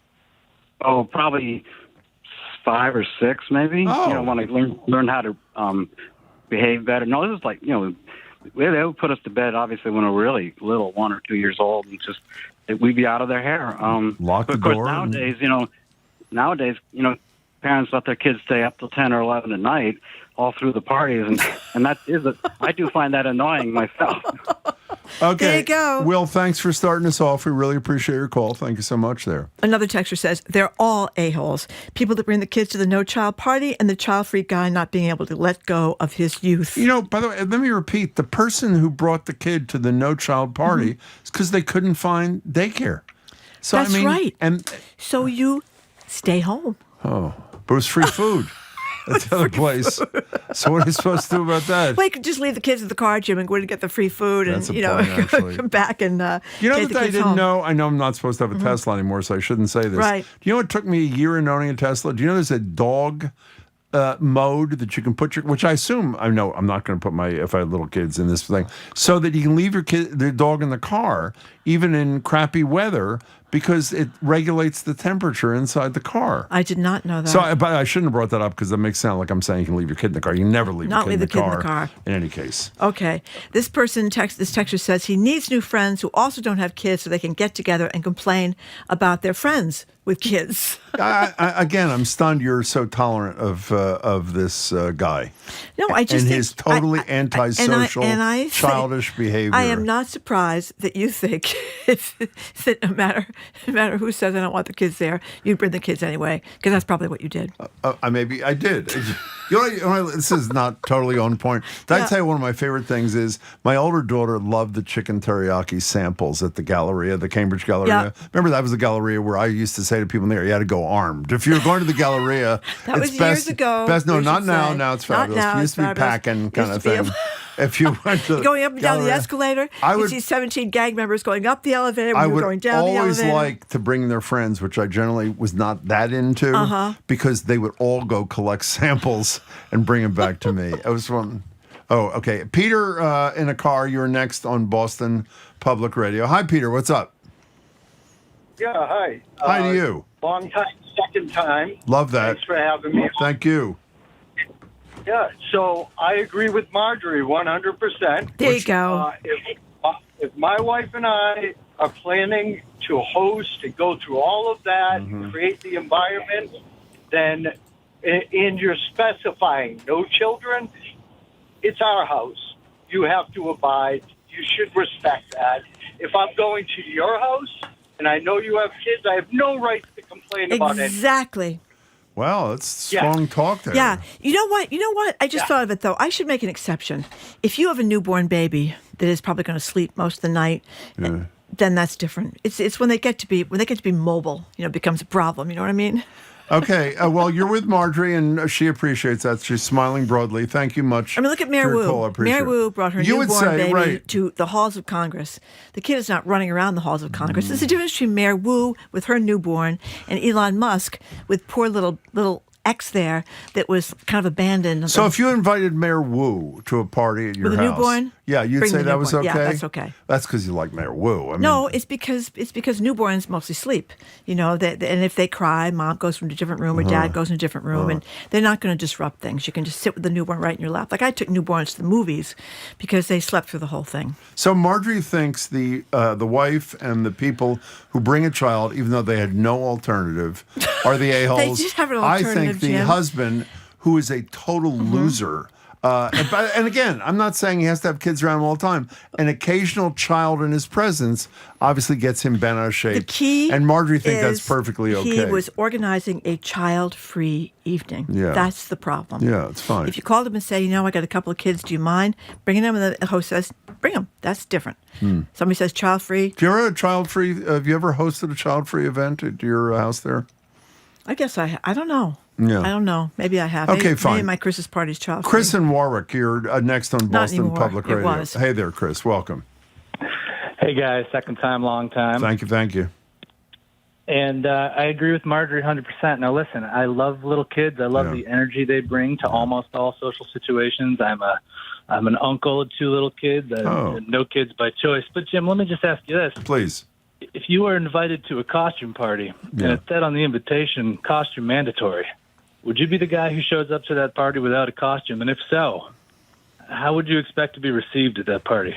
I would absolutely go without a costume, and I would expect I'd be received like I am at every party, not well. Yeah, all right. Does that answer your question? Oh, God. Chris, that was actually a good hypothetical. I think you got me. Thank you kindly for the call. One of the best stories about Deval Patrick. And he's told it many times. He told it a month or two ago. Yeah, he told it many times. So he gets invited to this party. It's a blind date. It's a blind date. Okay, you tell the story. It's Deval Patrick. He didn't want to tell it last time, but he tells it beautifully. He's living in California, and he's set up on a blind date with a woman who became his wife, Diane Patrick, the former First Lady. And it's in California. And he is told by his friends, I believe, correct me if I'm wrong here, that it's a costume event of young black professionals. That's correct. And you should wear African garb. That's right. So I believe the soon-to-be former governor comes to meet Diane Patrick, his blind date, for the first time. He is wearing African garb. I believe he has very colorful. A staff. Yeah. And I'm not even sure. I think he had some kind of headgear. And I think he wears sandals or some such thing. And he gets to the party and obviously has a fabulous costume, very good-looking guy. And it turns out there are 1,000 young black professionals there. 999 of them are not in a costume. So it's not relevant to our topic, but it is relevant to that guy's call. But she didn't hold it against him. Obviously, she married did not. him anyway. Apparently, she did. Carol in Saugus, what do you think, Carol? Hello, Carol. Hi. Hi. I totally agree with Marjorie. I'm so Thank sorry. you. Go ahead. Especially because it's at his own home. Yeah. And if people are going to be that rude, you just, like Marjorie said, if you can't find a sitter, you stay at home. What harm does it do? Wait, Carol. What harm does it do to the guy to have to endure a toddler for a couple hours at one toddlers, night? Haven't you ever heard? Am I asking Carol or you? What's it? Specified in advance. That's right. Child-free. Yeah. And people should request his wishes at his own home. Yeah. When he goes out of the house, he's free bait, you know? A kid could run up to him and do whatever. But at his own home, Marjorie's right. Haven't you ever heard, Carol knows about this, you should know about this, your father, the terrible twos, you're trying to get the kid to put their socks on or something to go somewhere, you're trying to get the kid to put their coat on somewhere, or just to go somewhere. I mean, terrible twos, the tantrums, the no. Don't you remember those times, Jim? Yeah, I don't like selfish people like this guy, and he really is an incredible. No, I'm serious. Everybody's got to cater to his whims, which I don't like, and I know it's his house. But if you're inviting your friends, it's sort of come as you are, and you know how I are. I are a family. No, I are a family. Is how I come to the thing. Remember that great scene in Bridget Jones' Diary, that was the same thing too. What happened there? She shows up, everybody's. Oh, yeah. She shows up in like a bunny, like a Playboy bunny kind of outfit with a little tiny little bathing suit kind of thing, and nobody else had a costume. By the way, on. she is one of the handful of huge talented stars who Renee Zellweger. had head transplants. Yeah, I mean, you cannot even. She doesn't even look like I think she Renee looks better now. I think it's settled down. Yeah, but it's like a different person. Well, it's like they plopped a head on her shoulders that was not hers. It's tough out there in Hollywood. I'm serious. Dog eat dog out there for those women stars, not the men stars, of course. Lisa in Cambridge. Who's Thank the you for a-hole? calling. Lisa, hi. Well, I have a different take on it. Oh, please. I think that the woman and the man are not the prime a-holes here. I think that if you have a kid and you can never get a babysitter, that means it's probably your kid that's the a-hole. That's brilliant. That's a pretty good one, Lisa. That could be it. That's pretty good. That's true. Lisa, thanks for your perspective. We really appreciate it. 877-301-8970 is the number. Time to find new childless friends, says a texter. The friends with kids will be parents forever with parental interests and pursuits. You will be childless forever unless you change your mind. Friendships evolve and change. I mean, that is one of the big issues. Why didn't I think of that? That's why he's an a-hole, too. If you're so unwilling to have an occasional kid in your house, then don't have friends who have kids. Well, you probably don't read all these mommy blogs and women blogs. I read a lot of them from time to time. And they do talk about the issue. You know, if you have 5 girlfriends and 2 of them have kids and 3 of them don't, it's a schism. You know, it's a schism. It changes, obviously, the relationship. And if you want to go out and have a cup of coffee with your girlfriend brings the kid, it changes the whole thing. So it's sort of a big adjustment for the friend groups. An anonymous texter says, Jim, why is your airplane trip different? And what he's referenced, that is a great point. It's not a great point. It's a horrible point. It's a great point. The kid, you were almost arrested by the federal marshals. I'm not going to tell you the whole story. I'm going to do the brief version. Mm-hmm. The kid, who was a little kid, had his seat all the way back, and he was like 3'11", and I'm 6'5". So he was doing something that was offensive. Is not the word I'm looking for. That was really troubling. And a kid coming to your house with their parent is not the same as somebody in, what's it called, full recline. Full recline. In the seat in front of you. Yeah. So they're totally different. But thank you for raising that unhappy moment of my life. Is this the same Jim that wants an adult-only restaurant? Ask Woody, the UPS driver. Yes, it is. It is. By the way, you don't have to be consistent in everything. That is true. Here's another one. By the way, that I very strongly believe that. If you go to a restaurant, particularly a nice restaurant. Especially if it's an expensive one. Exactly. Yeah. You bring the kid earlier in the day, and then you take the kid home. You don't take a kid to an expensive Okay, what is the difference between an expensive restaurant and a requested child-free dinner party? I'll explain to you what it is. I don't know. I don't know. I just know how I feel about both those circumstances. Here's an idea. The child-free host could also say, if you bring your children, we'll charge you $20 per hour for the babysitter. That's or the an interesting babysitter at thought. our house.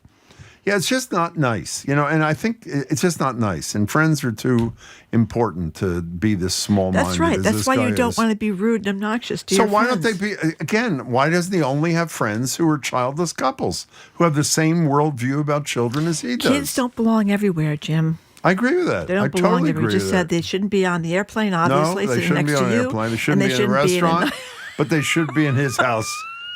I can't explain why, but that is whatever. Jim, texter wants to know, would you show up to a girls' night out? I actually have quite often. I've shown up. Girls' night out. Okay. Debbie in New Bedford. What do you think, Debbie? I think it's under Title IX. I'm entitled to go. I think that's what it is. We're done with that now. Okay, it's all that's over. a good point. Debbie, hi, Debbie. What's up? Hi. I think the guy is definitely the jerk. Good. And I think so because I think it's reasonable to not want a kid at a fancy restaurant or at a wedding or at a gala. This is good. But at a barbecue? I mean, at a barbecue, you can't have a kid at a barbecue? It doesn't make any sense. Why didn't I think of You're not this? going to keep your friends. Exactly. It's You're totally not gonna different. Keep your friends. Go They're ahead. not going to like you anymore.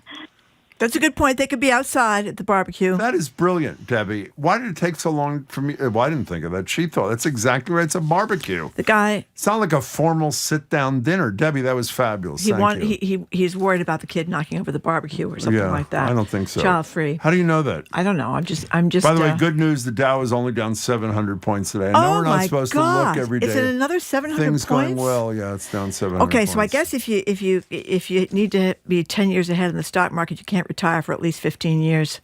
So some of you out there could be working till you're 85 or 75 or something. By the way, you're not. By the way, what I'm doing here is sort of as a newspaper. You're not supposed to check the. Well, I'm not checking my stocks. I'm checking the Dow Jones average. Let's go back to the calls because we don't have that much time left. Ken and Sandwich. Hi, welcome Ken. to the show. Hi there. Hi. Good afternoon. And you. First time, long time. Thank you very much. My wife and I were invited to a wedding a few years back. Yeah. And they specified no children. Yeah. When we got to the reception, you know how the tables are always assigned seating. Yeah. We got there.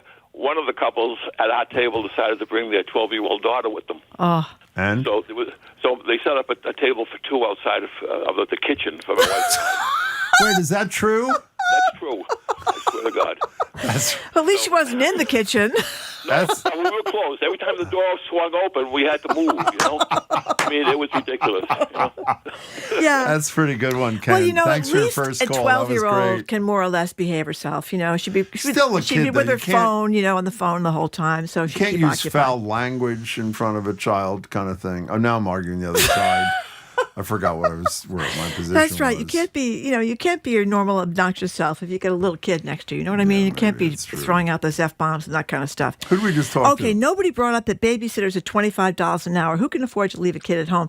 That is a great point, that babysitters are very expensive. You can't give them, $5 an hour anymore. I thought your position on that was you then just don't go to the party. Well, that is my position. Just don't go to the party. Yeah. I mean, really, when you have little kids, how can you really go anywhere? Because it costs you like $50 to pay the babysitter. They're going to pay $50 to park the car. You know how you you do that? You know how you do that? For dinner. You don't have a friend who's an a-hole who refuses to allow you occasionally when you can't afford it to bring your kid with you to the party. You could get a bunch of pieces and invite people over to your own home. You can. That's right. Okay. Todd from Cambridge. What do you think, Todd? Ken? Todd, hi. Yeah, I'm more with Marjorie. You are? Yeah, I am. I'll also have to add, though, the only possible scenario I can think of is going to RFK Jr.'s or Marjorie Taylor Greene's for a disease exposure party. Oh, yeah. That's right. Oh, my God. We used to have those chickenpox parties, but then they got the vaccine, about 20 years ago, Is I that guess? really true? I can't remember that far back. Is that true? Thank you, Todd. I think that I think it's around there. I think the vaccines came out when kids were about 20, 25 Did years people ago. do that with COVID at the beginning? Was that? No, but people did it with chickenpox. Because if a baby gets chickenpox, it's not a big deal. If the kid is like a year old or something, if the kid is like 7, 8 or older than that. And if you're older, a man, you can be infertile from chickenpox. Yeah. No, that's mumps. I'm sorry, that's mumps. Whatever. Yeah, I don't think it's chickenpox. You know what just occurred to me? My position is so inconsistent on this, I can't even remember what the question is. Let me tell you, it is that bad. The question is, if the person says, and it's just in time to reiterate the question for Jared, who just walked into the room. I just saw him, If someone says you're invited over for a barbecue, but it's child-free, and you ignore the host's invitation and bring your kids anyway, who is the jerk? Wait, before he answers this, we have an obligation because we are fair to read this. I don't know if I'm pronouncing this properly. Jeanettin, I believe is the name, from Newport Beach, California. I'd like you both to answer this. In an era when NPR is under threat, it seems Who is the A-Hole is not a good use of programming time, is boring, and beneath the dignity of the show. Can I respond first? Yep. It may be boring, but it is surely not beneath the dignity of the show. Let me just say that. Well, I say the opposite. It's Janet. I'm sorry. Janet in Newport Beach. No, it is beneath the dignity of the show, but it definitely is not boring. Oh, I forgot about it. What's your take on that issue that Janet in Newport Beach raised, Jared? Yeah, it's... Exactly. Thank you. What was the question about the kids? I don't know. Oh, the question was... Yeah. Did you... If someone gives you an invitation to a barbecue and says child-free barbecue, who is the jerk? The person that brings their kids anyway, or the host who says, please, no children. No, it's fine to bring the kids because you put a little scrub brush in one of their hands, you put a cleaning fluid in the other one of their little hands, and you say, now we're going to play the wash under the fridge game, and then we're going to play wash the windows game while the adults go have their cocktails. Okay. That's how you before you turn tell that. us, That's how you make lemonades. You're with Jim. You're with Jim then. Yeah. Like lemonade out of lemons. By Or the lemons way, out of lemonade. you or warned whatever. us in advance yesterday that you were going to ask. Then you had to ask Meow Meow about me being too nervous to Which was unzip her great. dress. Not only was that great, she is but we had interviewed her together for TV a couple of years ago. I had forgotten about that. She is one of the most captivating, and she's Saturday at Sanders. Is that what it is? Saturday at Sanders Theater, yeah. She was a fabulous interview. You did a great job, and she did. And that piece about my anxiety about unzipping her garments was pretty. She was so great. you couldn't see it because we weren't streaming, but she was cackling. She was I could hear her falling laughing. back, Yeah, laughing so hard. She has a great laugh too, doesn't she? But for people who haven't been to Sanders Theater, it's not that one of the great theaters gorgeous. Oh, it's of so all beautiful. time. And then they have the men who died in the Civil War. The battles they died in listed on the wall. I mean, it's unbelievable. Gettysburg and all the rest. It's and the wood. I mean, and it's one of the most sensational places. I mean, there's really I've never been in another theater like it. Neither have I. With all that wood, that design, and the acoustics there are extraordinary. So what a great place to see Meow Meow. Yeah. So what are you doing today? We're talking to Chris Wallace, the longtime journalist, about the health you did the thing of with journalism. him, right? The whatchamacallit. Oh, he was in town for the excellent. Boston Speaker Series. Speaker We'll talk about that. Series, And then the Newton Piano Summit, which is coming up, which is free. They're going to have 8 concerts, bringing in really renowned piano players. That's and great. Anastasia Petrova will be performing in our studio as a preview for this. Wow. Neat. And then Mary Grant from Mass Art will be looking back at She's 5 great. years She's after one of your COVID. great guests. I love she her. Yeah. is great. I love great. all of our conversations. I wonder if they're getting hit at Mass Art with these cutbacks. We will talk about that. I think we talked about that a little bit the last time. It's more on the state level, but of course it all filters down. Okay, Jared. That was excellent. Very good. Put Make those sure little you kids bring to me work. up on today's show too. If you would, I appreciate that. Okay, bye. Okay. Okay, thank you. See you Thank later. you, Jared, Bye. and thank you for listening to another edition of Boston Public Radio. You can keep up with us 24/7 by way of our podcast. Check out our TikTok page at Boston Public Radio. We have a new one posted by our staff member, Nicole, of the mayor, and it is great. This was when she was talking about, well, just check it out. It's great. Tomorrow, we're not going to be at the Boston Public Library because it's closed, but the show will carry on. We'll have a live Music Friday performance from players in Speakeasy Stage Company's A Man of No Importance, this really great new musical. GBH's Callie Crossy will join us, as well as Boston Globe travel writer Christopher Muther, and Chuck Todd for our new media analysis segment that we're calling Press Play. We want to thank our crew, Zoe Matthews, Aidan Conley, Nicole Garcia, the aforementioned, and Hannah Loss, with additional support from Tamsin Vidal. Our engineer is John the Claw Parker. Bill Piacitelli was on the boards today. Our executive producer is Jay Bologna. Special thanks to Patrick Lally for running the YouTube stream. Stay tuned to The Culture Show with Jared Bowen. It starts right after us. I'm Marjorie Egan. I'm Jim Browning. Thanks again for tuning in today. Hope you can tune in tomorrow. And meanwhile, have a great afternoon.